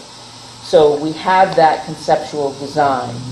Am I okay with that? So we have that portion along with the soil and analysis and all of that, that's what you're going to pay for the $267,000, so that we'll have that conceptual. And then next year, when we come to town meeting, we'll know what kind of building we want, whether it's concrete, brick, or wood. And then we will have an actual price of all the nuts, bolts, screws, and everything, and say it's going to cost this much money to build, and that's what you'll be voting on next year for the building to put on that land. But to get the land ready for the site work and all of the geotechnical, all of that, is $267,000. Should I read the footnote in that? I think Kevin can verify this, that 267 includes detailed Right. drawings and specifications, so you It's know the topographical survey, all of your materials that you would use. the drilling, right. You know, where the boards lay out, where the wiring is done, how many amps, you know, it's how to assemble the whole thing. Right. Not just a sketch of Just the layout. remember that when we say stamped engineering plans, that's the ink is dry. And Joe, I know you understand that. Yeah, I know you know that. But when we say stamped engineering, What do you mean by stamped? I'm not too familiar. yep. So stamped engineering plans is exactly what Mr. Scanlon said, was the fact that we know the amperage on the electrical panel. We know what the building is going to be built out of. The dimensions. That's the real. This is what we're going to build. So right now they're conceptual only. There's no engineer's stamp that has his name and signature on them. It's conceptual only. So what we would be paying for out of that 267 is, so all the contractor types, we're good with? So my question is, will you end up with construction prints? Mm-hmm. Yes. Yes. Ready to build construction prints, because you can get engineered stamped plans that are not for construction. Yes, from speaking with Gary Goudreau, this is shovel-ready plans. So there'll be construction. Yes, construction, big, thick. to a builder and he can. Yep. Hand them to a builder, and he's going to build them for us. Every single board in that building is going to be the exact windows, the size, the make, the models, and That's every specification. That's where so once the engineered plans are complete, that's where those plans will be issued to electrical contractors for bid, plumbers to bid, concrete contractors to bid. All of the contractors would receive those stamped plans to give their bid pricing. And those will also go toward the code enforcement side of things. So I got a hypothetical question here. If it's passed for the 350,000 for the land, and the Article 4 is voted on for the 267,000 for the architectural plans and designs, if that 350 passes, and the architectural plans pass, but down the road next year, when they propose for the new station, what if that fails? What happens to all the architectural plans? Just sits there. We're going to have some really nice architectural plans No, sitting. that's not what I'm asking. I'm asking if you make the plans and it doesn't pass at the town meeting for the building, are we stuck for the $247,000 on the plan? You've already paid it. Yes, we've already paid for that service to be done. We'll have shovel-ready plans, and we would have paid for them. All we would be missing is the building at that point. Yes, we will have to pay for those. We will be on the hook for that. Even if the building fails, Even if the building fails, we will be on the hook for shovel-ready plans. you'll be on the hook for $247,000. Yes. 67. 267. That's a great question, because I would almost guarantee it's going to come up again, where we have a split project. And our committee had, forecasted that of, what if something bad happens next year and we can't do that. The way that we see this is that we would pay $267 for those shovel-ready plans, and if it's not done next year, we're still going to own the plans. That if you were to go 5 years from now and have architectural and engineering plans done, you're probably talking about $350 or $400.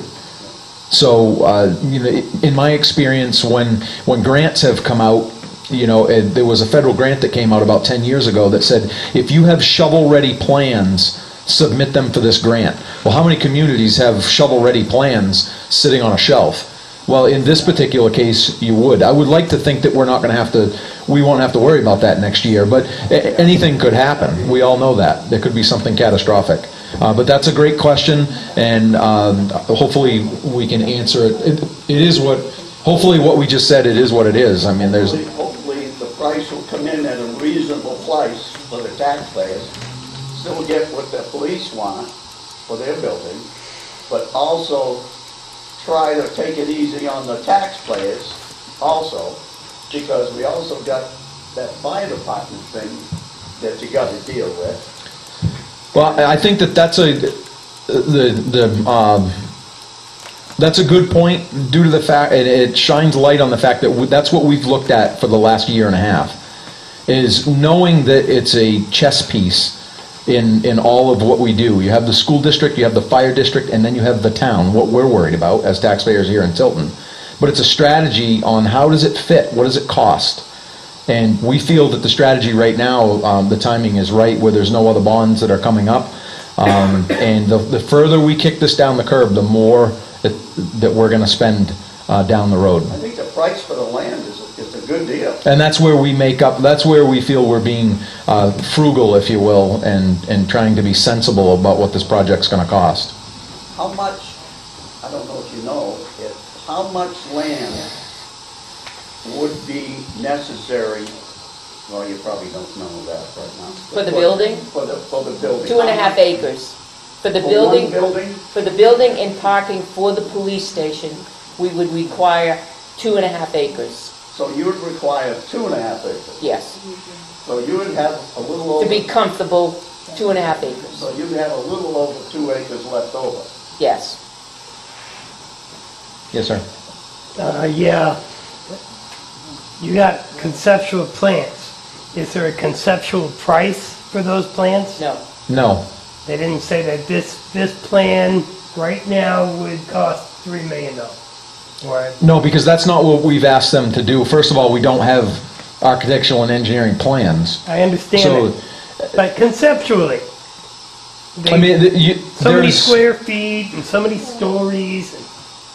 We have not gone down that road. That part was not what we were asked to do by the Board of Selectmen, so that would kind of contaminate what we've been asked to do. We didn't focus on that at all at this point.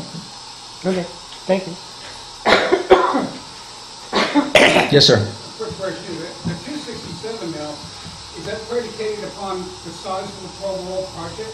Or is, if you decide we're going to spend $3 million or whatever the case's going to be on it, that price is going to go up because there would be that much more engineering necessary to be done? No, if I understand your question correctly, Joe, what you're asking me is, if is that 267 going to go, is that going to be more expensive if we choose to build a bigger building? Is that what you're asking me? Our 2-story building. Whatever you end up with the design, we don't know that. Yeah. No, I'm going to try to answer it. The answer would be no. He's going to come up with plans if we wanted a 10,000 square foot building, or if you wanted a 100,000 square foot building. He's given us the estimate to come up with engineered drawings. But he must have some idea. Well, it's based on he's basing it on the drawing that we have, a single story building that is 11,000 square feet.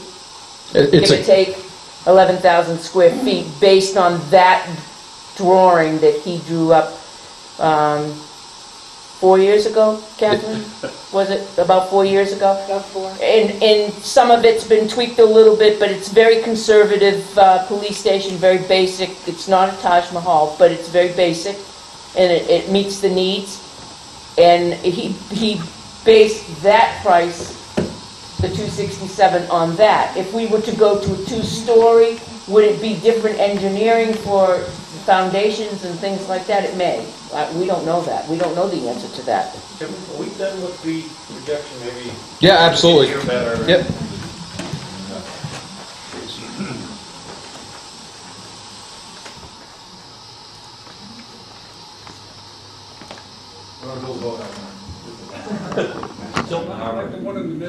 Yeah, that's better. Sorry about that. They were for 2 years when I was stationed in South Walton, Maine. So that's what we have for a presentation. If there's something else that you think should be in there, please speak up. And we would love to put it in there. We're looking for rallying support. We've talked about this long enough. This committee has put a lot of passion and time into this. We had 3, I would say, fairly heated meetings reviewing 173 properties. And in the end, we feel like this was a home run. So. I'd like to agree with you. I think it is the perfect opportunity and perfect location. And the only question I have, what really doesn't relate to this, but it's sure going to come at town meeting, is where do we stand with that property that we're stuck with on Business Park Drive? That was sold. It was sold? That was sold to Sea Light for $85,000. Thank you, Tim. Yep, $85,000. Sea Light was first right of refusal, and they expanded their business. Wait, are we talking about the $1.5 million building up on Business Park Drive? Mhm. You sold for $85,000? Oh, no. There's a piece of land next to it. Oh, no, I just want to know about the building. Where does that stand? That was sold a couple years ago. Yeah. What do you mean? It was sold in 2013. 2013, Sea Light purchased it, and then we still continued to own the piece next to it, the small piece of property next to it. We sold that this year to Sea Light Okay. last year, 2018. My concern is, do we still have that other building, which apparently we don't? No, we do not. To where we're owed money on it, so to speak. So No. everything's, that debt is gone? It's gone. Gone, and then they've paid on it. Yeah, that's good. The committee had collateral concerns with Business Park Drive in the strategy of this project. That we know that 61 Business Park Drive had been sold, but at the time that we were still meeting, or we started meeting, Lot 6, the smaller lot that was adjacent to the building, was still there. Our concern was that if we were still going to own that property and move forward with another piece of property, that it would hamper this project. But in the meantime, the selectmen had sold off that piece of property. So I honestly, I don't know, but we didn't feel it was big enough, and neither did the... It was what, under an acre? No. Just about an acre? No, it's 1.6. There were too many things that were wrong with the piece of property. The topography was awful. There was a little bit of wetlands in the back, and it would have needed to be a 2-story police station. Then you're talking about an elevator shaft, and we just didn't want to go down that road. And there was a lot of clunky things with Business Park Drive that just gave us headaches. Any water, we wanted to look at the corner lot. In order to put water in that corner lot, we would have had to pay the person that put the water up in that area $500,000 just for the matrix to pay back. Do you remember when Shaw's and Home Depot and J. Jill put in the water in the bottom part of Sanborn for 20 years? Anybody that added on to it had to pay into that. Well, the 20 years is no longer there, and so we have an opportunity to get into that way down by the church. But in order to get water up to Business Park Drive, we had to pay into that matrix to even walk in there to put water in. It was $500,000 right off the bat on Lot 6 or the corner lot. How far in does that water line go now? All the way in. All the way to that All the way in. manufacturing plant? Yep. Really? Yep. Just in case anybody has any financial questions, Tim is here too to answer those on the bond and how that would work or anything like that too. So I have one clarifying point that I'd like to make. I may have misspoke when we were talking about sewer. I don't want anyone to think that the sewer is already on the property. The sewer is at the street, across the street. So there's some digging that needs to be done to hook to it. It's not like there's a stub that's waiting for us to hang a toilet on. But I just want to make that point. yeah, thanks. I'm sorry, say that again, Joe.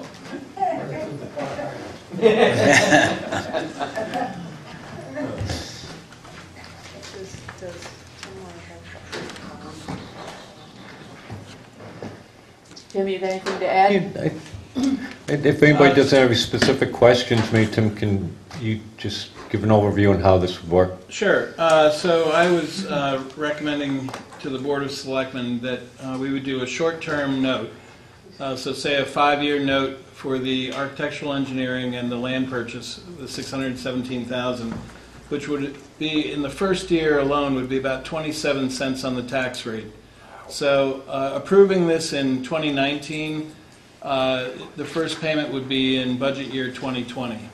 So the 27 cents would be year one, but at some point when we have the construction costs already identified and we're ready to bond that, if the bond is approved, we would wrap in whatever payment is left of the 5-year note into, say, a 20 or 25-year bond. So that's one way we can sort of get started, and then if it goes in year 2, great. If it takes 2 years to get it approved at town meeting for the construction costs, then we've paid nearly half the amount of that 5-year note.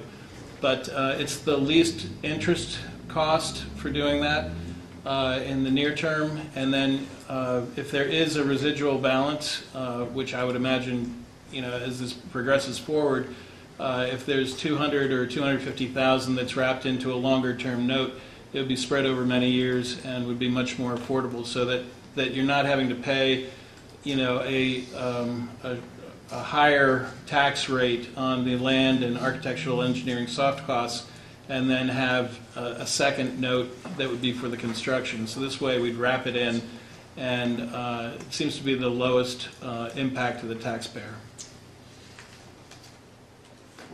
What would be the interest payment on that? So the on the 5-year, Yeah. the 5-year is about $56,000 over 5 years. That's at 3%. We would probably be at a sub 3% rate, but as you know, rates were on an increase, and then the Federal Reserve stepped in and said they were going to hold off.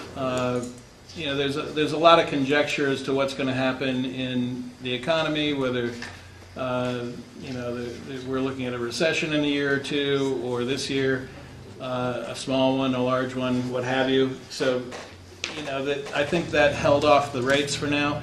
The bond bank, the New Hampshire Municipal Bond Bank, had an offering back in January, where they were looking at about 3.05% for a 20-year rate. So sub 20 years, it's going to be less interest. I just ran these at what I thought were more conservative figures from not only the bond bank on the longer-term rates, but then also getting rates from local banks. For instance, our tax anticipation note, when we borrow short-term money in between our tax bills to fund the operations of the town, we're borrowing at a 2.5% rate. So it'd be somewhere in that 2.5% to 3% rate for a 5-year would be my guess. Is there any limit in number of years on a bond? Yes. So they're typically dollar amounts. So it would depend on the construction cost. We wouldn't be able to go out 25 years on $600,000. It would probably require a minimum of, I forget what the minimum is, either $3 or $5 million to go out to 25 years. And the further you go out in time, the higher the interest rate is. What if you did it in 1 year? Well, I did run those numbers. 1 year for the purchase of the land, the $350,000, based on our projected 2019 tax rate, would be 69 cents per thousand. So on a $200,000 house, it'd be $138. On a $100,000 house, it'd be $69. The architectural and engineering costs of $267,000, were we to pay that in 1 year, would be 53 cents on the tax rate. So basically $53 for every $100,000 of house value. For just the architectural? For just the architectural. So you'd have to combine the two, the 69 cents and the 53 cents.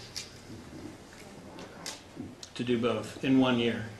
And in 5 years, it would be 27 cents per thousand. Starting in the first year, it declines through those 5 years. How much does it decline in 5 years? Uh, I know, all right. Tim's good.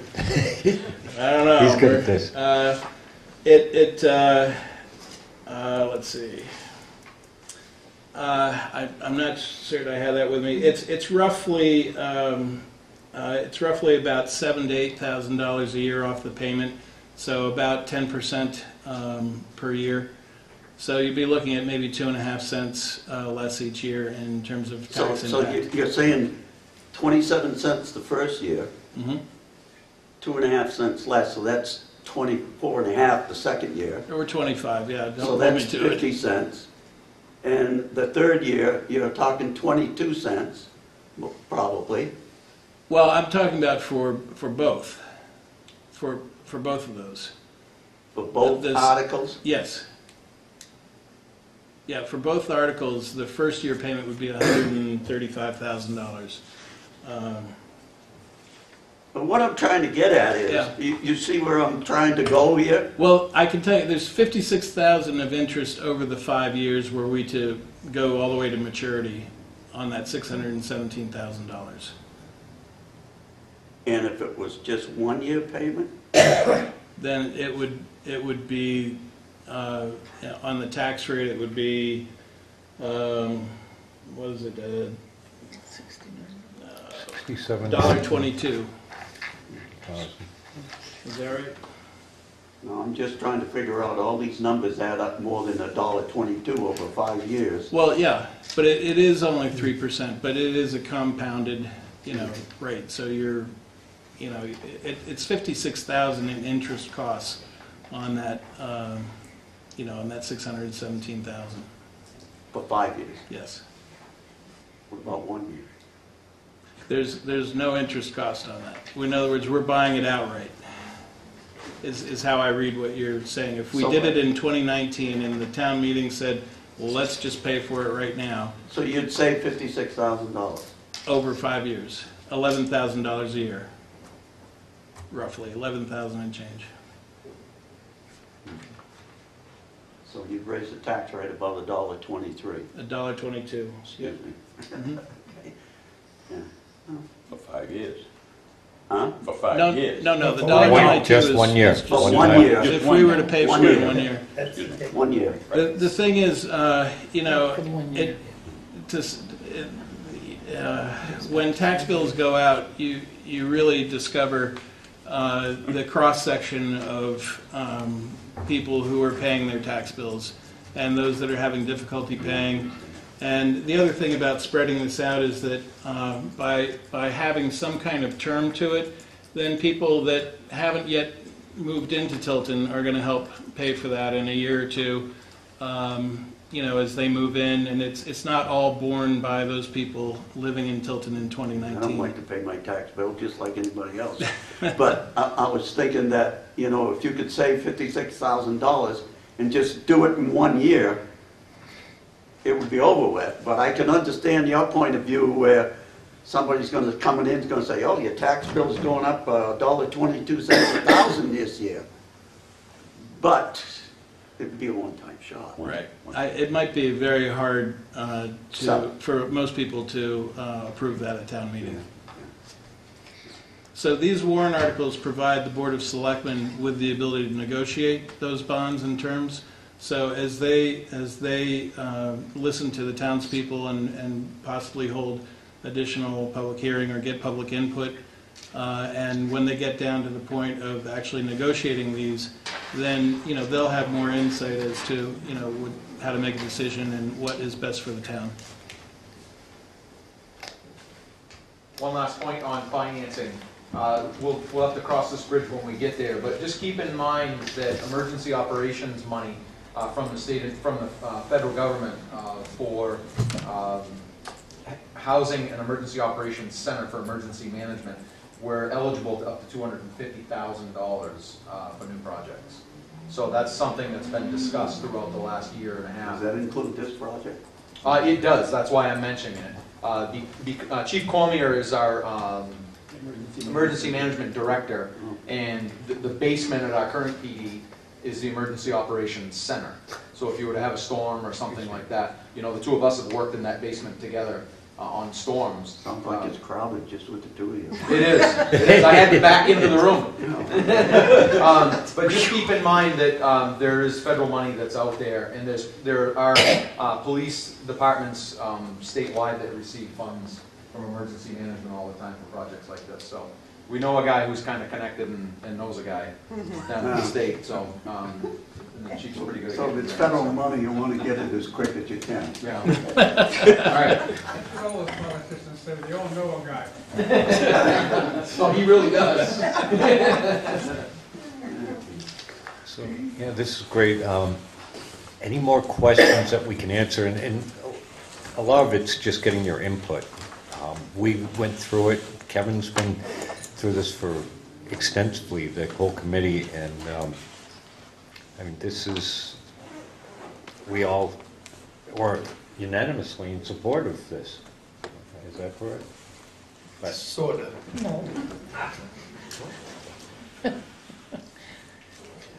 But we did recommend it, overall. Will there be a vote by the Board of Selectmen tonight of whether you're in favor of this or not? Already been done. It's already been done. Who were the yes votes and who were the no votes? They're all yes. No. I voted no. You voted no? I voted no. Okay, thank you. So, there's a majority of yes. So. Okay, thank you.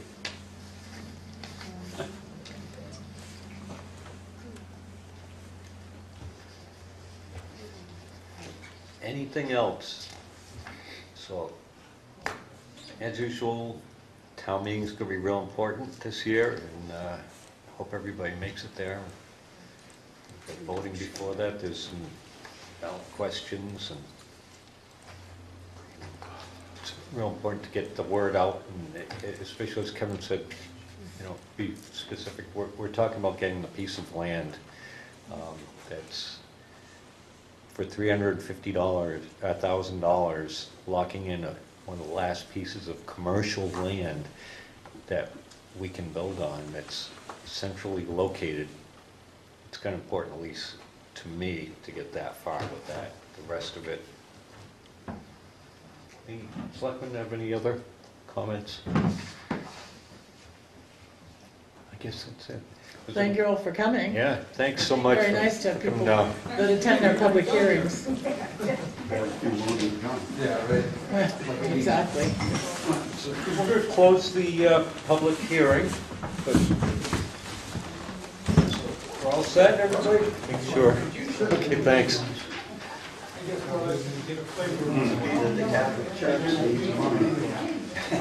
They're the best thing. Hey, everybody needs money. Tim, is this off? No. Are they still going? Yes.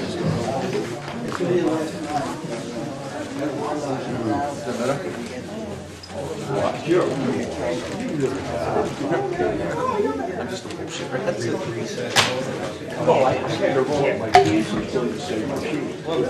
The 5-minute recess here. We'll take 5. Yes. Brief recess. We are red. Okay, welcome back. We had a brief recess while our visitors showed up for the public hearing on the bond articles. And I love these, you know this. well, there's 2 copies. So we've got selectmen's reports next. So Pat, you had something that you were about to get into right before the housing standard came up. Did you all see the email that I sent out on the senior Hold on a center second. estimate? The plumbing? Yeah. Isn't that interesting? Wasn't it interesting? Yes. Thanks, guys. So,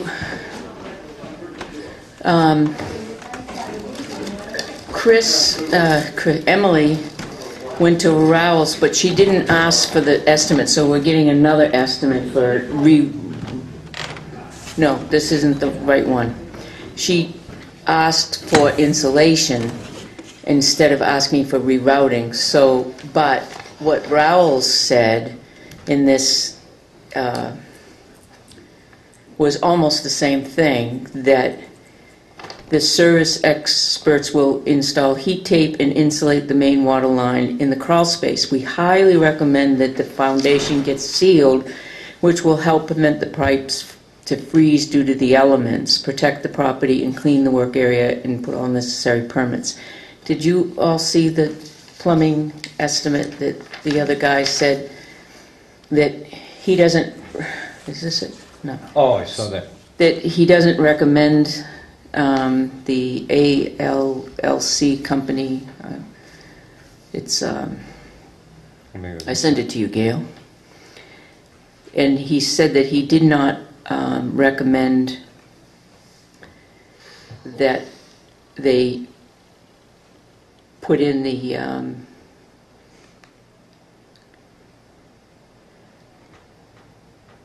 he said, I was kind enough to show him around. As she stated, the portion of the piping in the crawl space that's accessible from the inside of the building has had heat trace on it. That's the maintenance part. While I was down there, I didn't feel much of a draft, and it's hard to offer to fix something if the issue has been resolved. I've omitted that aspect from the proposal with relocating pipes. Secondly, I did access the other crawl space that is outside and did see a well-insulated space. The problem I noticed was that there was no plastic sheathing to provide a vapor barrier and to allow heat to stay trapped between the plastic and the floor. I wouldn't say that the insulation is useless without plastic sheathing, but it definitely isn't working as well as it could be with a few rolls of plastic and the time for someone to crawl under and staple it up. With these findings, I'm not so sure that there should be a rework of piping. I do realize that the customer, are requesting it, but I have an additional solution on top of requesting that the crawl space outside be modified as I've instructed. I would be happy to have someone look at that if the city doesn't have a reference to do so. What I think would be a good solution is to install a recirculating pump on the water heater and allow the hot water to backfeed into the cold water. Doing this would keep a constant convection on both the hot and cold water lines so that they wouldn't be able to freeze.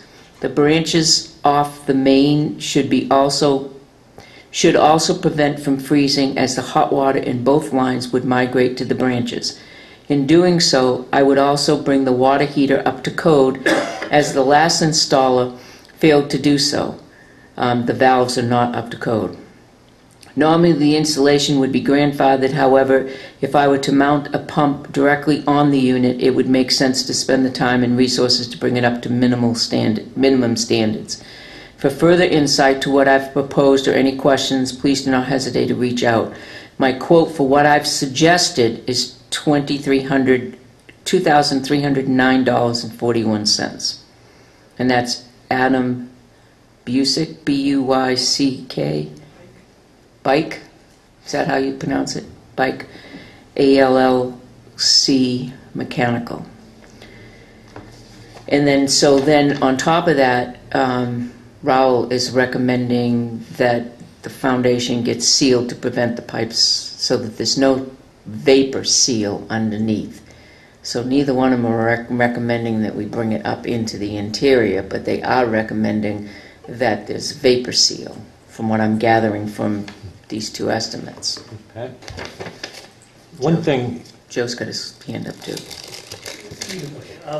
One thing that's really flawed with that is that you should never go and put a vapor barrier on the side of the cold surface. It always is on the heated surface, because if you put a vapor barrier of plastic underneath that to seal the floor, what essentially you're doing is you're creating an area where the moisture gets trapped and causes rotting, and also depletes the value of the insulation. So if you talk to any insulation company, they're going to tell you right away that's the worst thing you could do, is to trap the humid air from the heated side where it gets to the cold side. It's like a huge no-no.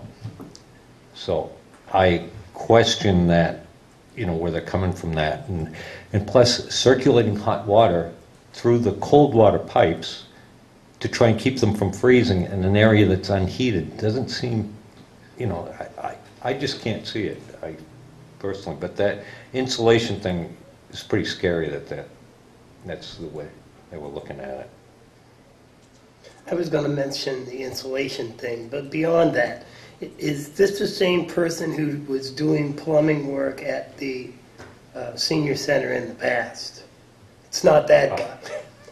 It's not that company, right? He's retired. I'll bet. Okay. This is very reputable. That other guy was reputable in theory. No. Won't mention. Okay. Also took a look underneath the sink and said that the grease trap was installed incorrectly. Just happened to quickly look underneath it and said it was installed incorrectly. It was installed upside down. No, this guy that I took around immediately said The actual it. grease trap is not standard. There's an air gap in it. Yeah, but I it'll noticed that function. when it was being installed. Yeah. It will function, but it backs up gases in a place where it shouldn't be. There's backed two, up. right, there's an air gap in it and there shouldn't be an air gap.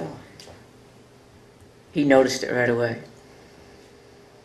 So, anyway, that's the information that I got, so I don't know. The vapor barrier that I think he's talking about is the foundation, sealing the foundation, because you can feel the breeze coming from the outside of the foundation. I think that's what he's talking about. Not, Under the floor to staple it up. not, is that what he said? Yeah. So maybe That's you what I could got. clarify, is he going to seal around the foundation itself or put it up? Well, I was kind of thinking that perhaps maybe we ought to go one step further and see if we can't ask Bob Hoey. He would know. I'll bet you he would know. So they wouldn't give you an estimate of what it would cost to put the pipes on the interior of the building where you wouldn't have to do any of that other work? If we want him to, he said we would. We don't have that now, though. We do not have that now, but he said he will give it to us. And just my thoughts are is that Okay. heat tape fails, things fail, mice, everything get down there, and you're trying to put everything in an unheated space and make that unheated space tolerable, or the pipes tolerable to the unheated space.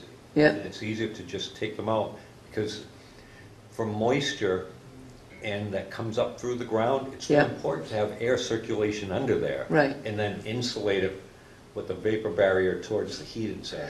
And once you seal that off, all the dirt and all the moisture just... Right. But we Creates have more- a stone foundation. In between the stones, there are gaps. Now, I remember the Terminex guy telling us that when Johnny Van Tassel was with us, he went around and cemented as much as he could with the Terminex guy the gaps that he could visually see. And then they put in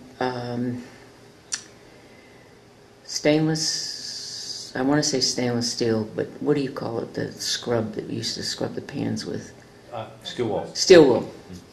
In between the gaps so that the animals couldn't get in, because there are gaps in there. So that draft is getting in somewhere. So there must be a way that we can seal from the inside so that that's not... That's the hot air side, is the interior, so... If you have gaps in the granite blocks, there are many products you can buy. It's not granite blocks, though. What is it? It's stone. Okay, it's same thing, just another type of stone. You just have to... There are many products you can buy, you just put in a caulking gun. NP1 is one of them. But in The all one in cases, you Elastomeric. always, in a crawl space, you have Yeah. to have some air circulation or you will get mold Yeah. and rot. So usually they put some type of thing with a grate or a fence. Just- So what would you like, But, how would you like me to go forward? Do you want me to ask this guy for further, say, no, I mean, we like your idea, but How we much really would it want cost to get it inside? get it inside, and then perhaps maybe we can ask Bob Hoey, show him, maybe get in touch with Bob and show him what this guy's talking about, and maybe have Bob go up in the, Well, let's find out specifically what this fellow, where he's recommending the plastic. Is it around the foundation, the cold area? Is it up on the floor? Where is he intending to put it? oh, I can Which call would him. address John's issue. Okay. For me, I'd like to know that. Do you want to do that, Jeannie, or you want me to do it? Or? Happy to do it. What would you like me to do?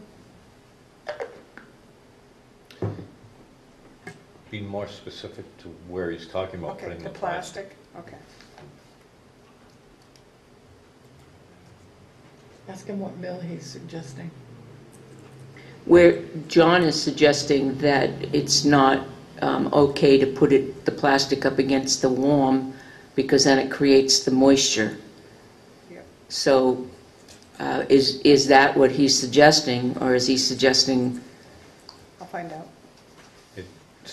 Proper ventilation dictates that you should have no vapor barrier between a heated side insulation and another heated side, or it traps moisture. And also we want the estimate to move everything in. Yeah, and see what it would cost to move pipes up. Do we want, first, okay, Catherine said first, let's get what he says first, and then maybe go to Bob. You can do both at the same time, I Would think. prefer to Bob do Hoey. both, let's not draw it out. Yeah. Bob Hoey lives in town. Right, so He lives over what I'm off of going to do Ashland. is circle back to Adam and ask him these two questions about the pipes inside, putting all the piping inside. Yeah, because he says if you really would like to have it done, let me know. And then, so the board would like a price to have it done, but we have questions on, Yeah, the vapor barrier. right, Yep, the got vapor it. vary and what he's asking, what exactly it does and so on. Okay, great. You okay doing Yep, that? Or, all right. absolutely. And then Bob Hovey's in town, so when he gets a chance, he can go up and look at it.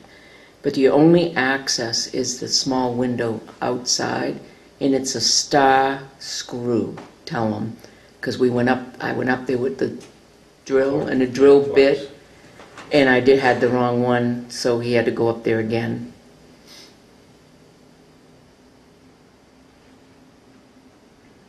So you want Bob Hoey to look at it as well? As well, yeah. Okay. But that's his expertise. Okay. Got it. Vapor barriers, and all that kind of stuff. He's done work for us in the town. Got it. Like you have I something. have one item. We've had discussions here about the prosecutor and a deal with Franklin, or no deal at this point. I'm assuming that that's over with. Is that correct at this point? Part of that conversation. Just to be clear, it's done tomorrow. Yeah, no, I knew there was a Okay. 2-week time and that it was Right. coming up. Part of that conversation, it came up that on a regular basis, we provide prosecutorial services to the town of Sandwichton. Am I correct in that?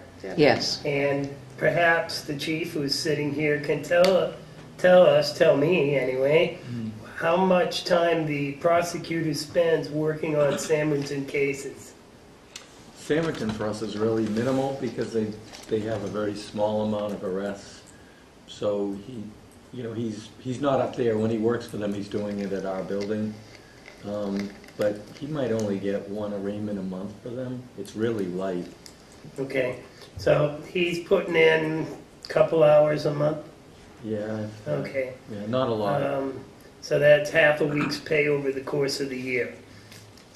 Yeah. More or less, More or kind of less, sort yeah. of, 20 hours, 24 hours. That the taxpayers in Tilton pay the prosecutor to work on Sandwichton stuff. And I got to thinking, what? You pay us, we have a contract with them. We have a contract with Samberton. Yes. Okay, and, but that money doesn't have to be raised from taxpayers initially? Like we had to raise the amount of money that Franklin paid us in order, because we have to raise that money. We have to raise and appropriate the money, even though it's coming from Franklin, and we're gonna get it on the back side. That's part of our budget. It's in the budget numbers that we'll be voting on at town meeting. Is that correct? Well, the revenue came in, Mm-hmm. and so it is in the budget because we have to show it. That's correct, and but But- that's not tax money that, even though it's in the budget, it's on the bottom line. The revenue's there to offset Because it didn't so- go directly, Right. it doesn't go directly to the prosecutor. It went to the town of Tilton. Yeah. Who The gave it to wages, the prosecutor because Yes. that's the law. No, no. we have an agreement. We have an agreement, a contractual agreement. It's a different contractual agreement with the town of Samberton. This is for,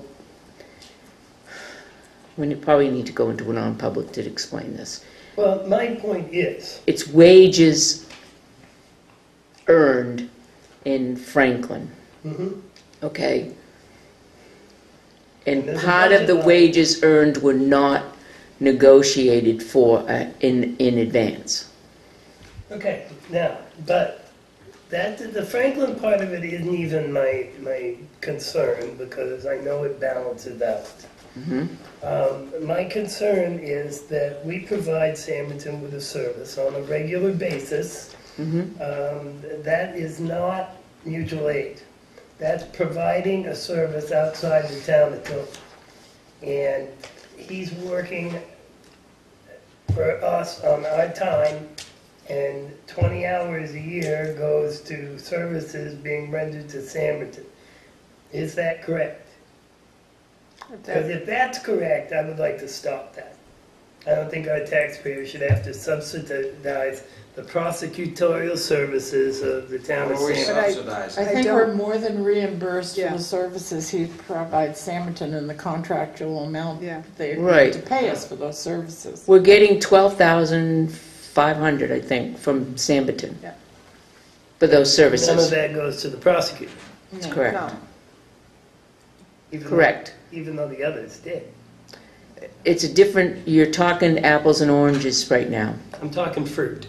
I just want to make sure that the townspeople in Tilton are getting their money's worth, and that they're not paying extra to subsidize anybody. And I'm really glad that you're looking out for the No, townspeople of I'm looking out for my taxes as well. I mean, I I agree. can't plow John's driveway because it's quicker for the truck. to And I get like that through. you do that. All right, I just don't want to spend our taxpayers' money anywhere that, How about if we Not the how about right if we thing. ask Jeannie to take a look at the contract and we take a look at the Franklin situation and get back to us next week?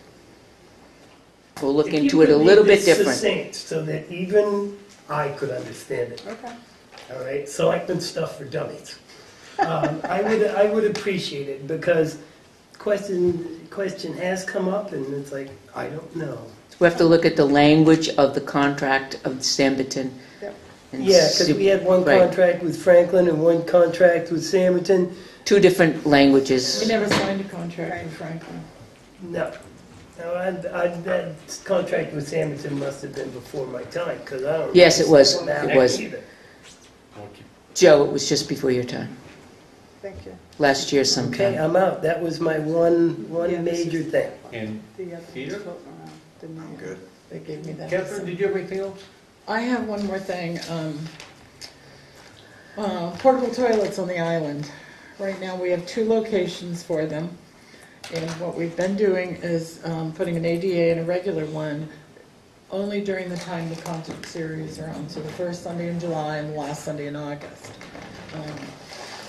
A very wise woman suggested that we might want to extend the portable toilets on the island because they are used earlier than that.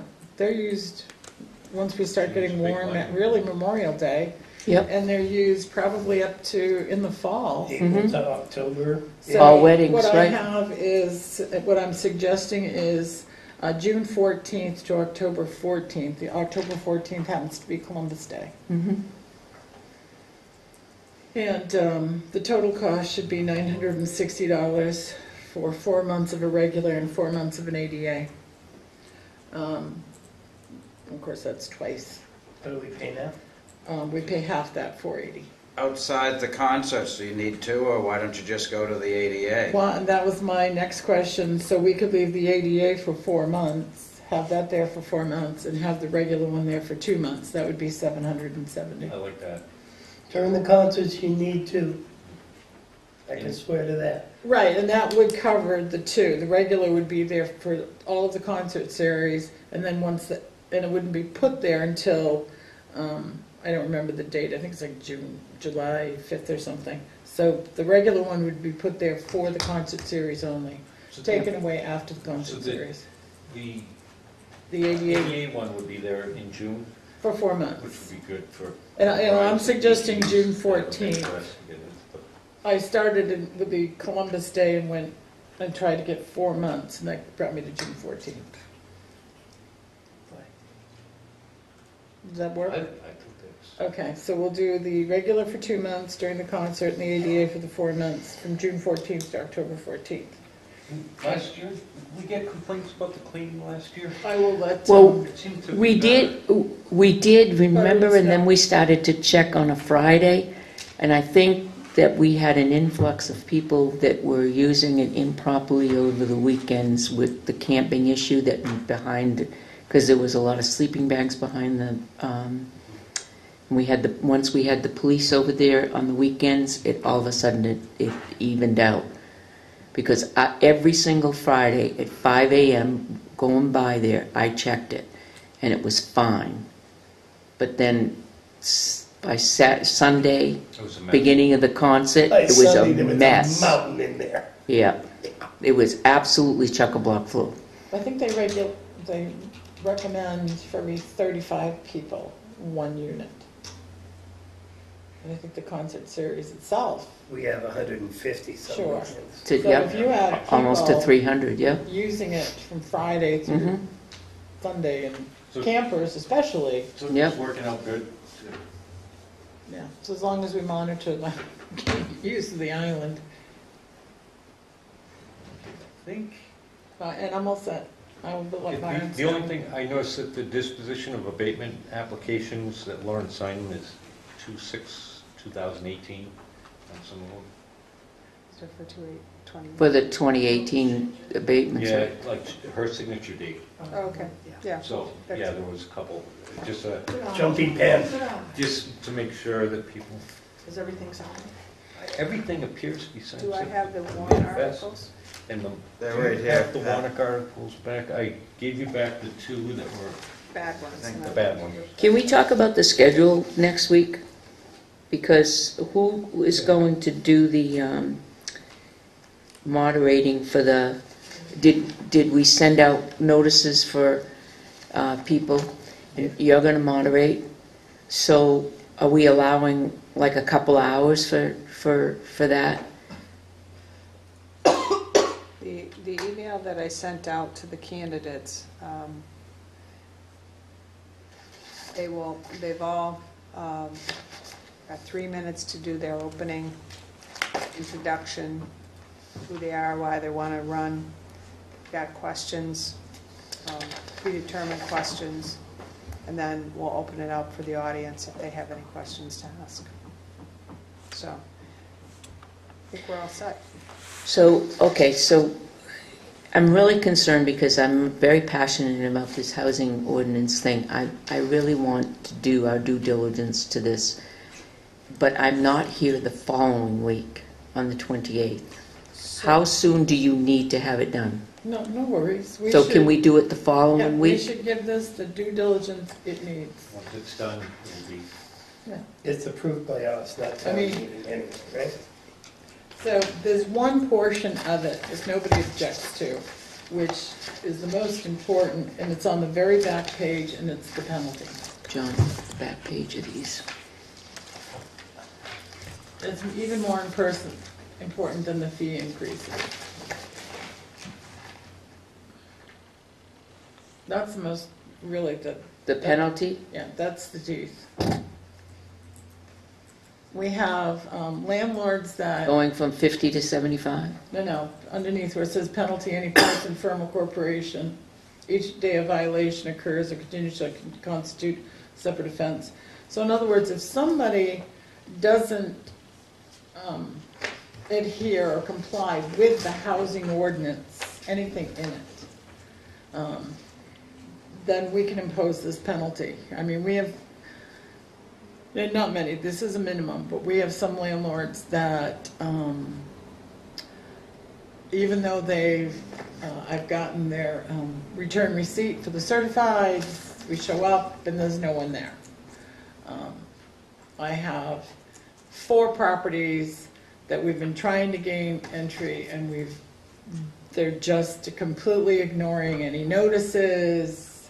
You know, it doesn't matter if I send them, okay, because they haven't shown up. And we have in here a non-appearance clause for $50. They just ignore it. This statute, it's a $1,000 fine. So for those few who choose to do as I just described, I think the $1,000 fine would make them notice. That's really the most important part. You know, For the most part, I'm finding landlords are just absolutely marvelous. They are more than willing to show us their apartments. They're very proud of their apartments, and for the most part, they should be because they're great landlords. But for the few that think they can just completely ignore it, I have no recourse. The Well- rest of it can certainly wait. We can discuss. As you know, I helped write this, so I know the intent behind this. It just, with the additions, I want to take the time because, as you know, I'm a landlord. Absolutely. So I need to know that I'm not going to go bankrupt because my bedroom is no longer rentable. So, No, absolutely. The rest of it is. I don't have a problem Not as with that critical. back page. I Penalty. really don't have a problem with it. Yeah, that Because I penalty. understand the intent of what you need to have done, because this is why we went after the housing authority, a housing ordinance to begin with. I understand that fully. But I need to watch out for the language, because there are other landlords that have 150 old houses too. So, my first thing that comes to mind, it's like upon conviction, I'm assuming by a court of law, be subject to a fine not exceeding the maximum allowed. Who decides what the fine is? The maximum is The court. $1,000, but the court would Depending on the case, it would be a case by case. so a Would- judge would Yes. determine, okay. Yes, that would be determined by us. And Because it doesn't say. RSA So 417, that the maximum allowed is $1,000. Yeah. So you're gonna have to be really egregious, I think. So, your agreement is that we're not gonna discuss this next week, but the following week when Pat is back? 2 weeks. 2 weeks, that's fine. That's fine with me. It's up to I the just rest wanna of make the sure I board. get it on the right That's fine. agenda. So We should- the week we after should the block out 28th. some time for The this. week But after the if we could 28th. So approve March the penalty 6th, is it? possibly That's the tonight or next change, week, that would be a huge help. March Does that 7th. take effect 7th. with the rest of the ordinance? Oh, no, we can't approve it tonight. We'd have to approve it after a public hearing, even the Yeah. penalty clause. Yeah. Okay, can we do the penalty clause first thing on the agenda Do after what? minutes next week? You have to have a public hearing. So we can announce a public hearing. Huh? Anything on this? We can announce a public hearing for it. It's We announced have in time? public hearing. Oh, 7 days. Well, when Pat Let's gets just back, Don't we have to do, we don't have to put it in the newspaper, we just have to do it on our agenda, when Pat gets right? back. Well, we want to do it right. We Do all need to put it together. out there. So I guess, you know what? If Pat's so good with it, maybe we could do it the week after next. We could have the public hearing then, right? Pass that to Joe. Whenever you can arrange the public hearing, Okay. would be great. So is this before the meeting on March 7th? If you can arrange the public hearing. But we So want- you don't, Isn't that part of the meeting? you don't care Well, if but you're as here part for the, of- okay. We'll have it as part of the meeting. But it needs to go So you out want to there. have the public hearing on March 7th? Are you going to have the public hearing for the whole thing, or just the penalty? Just the penalty part. Just the penalty? Yeah, I'm fine. Just the So we'll have that run concurrently with our If- meeting, And then you'll have a public, then our she, selectmen's meeting. I and then know, you'll have a which public one? hearing for the rest of it. Date. Oh, Seventh. The 7th? Yes. So when Pat is back? Okay. Yeah. Okay. All right, good. Anything else? Now, John, now. At this time, Mr. Chairman, I would like to make a motion to adjourn this meeting. Second. We have a motion and a second. All those in favor say aye. Oh, aye. Opposed? Not that I don't So like moved. Granted, usually the first page. Vote with your feet. You did a nice job with had- the public hearing. Tim, I appreciate everything you do. And I know you're the only one who watches this part, so there you go, buddy. Happy Valentine's Day.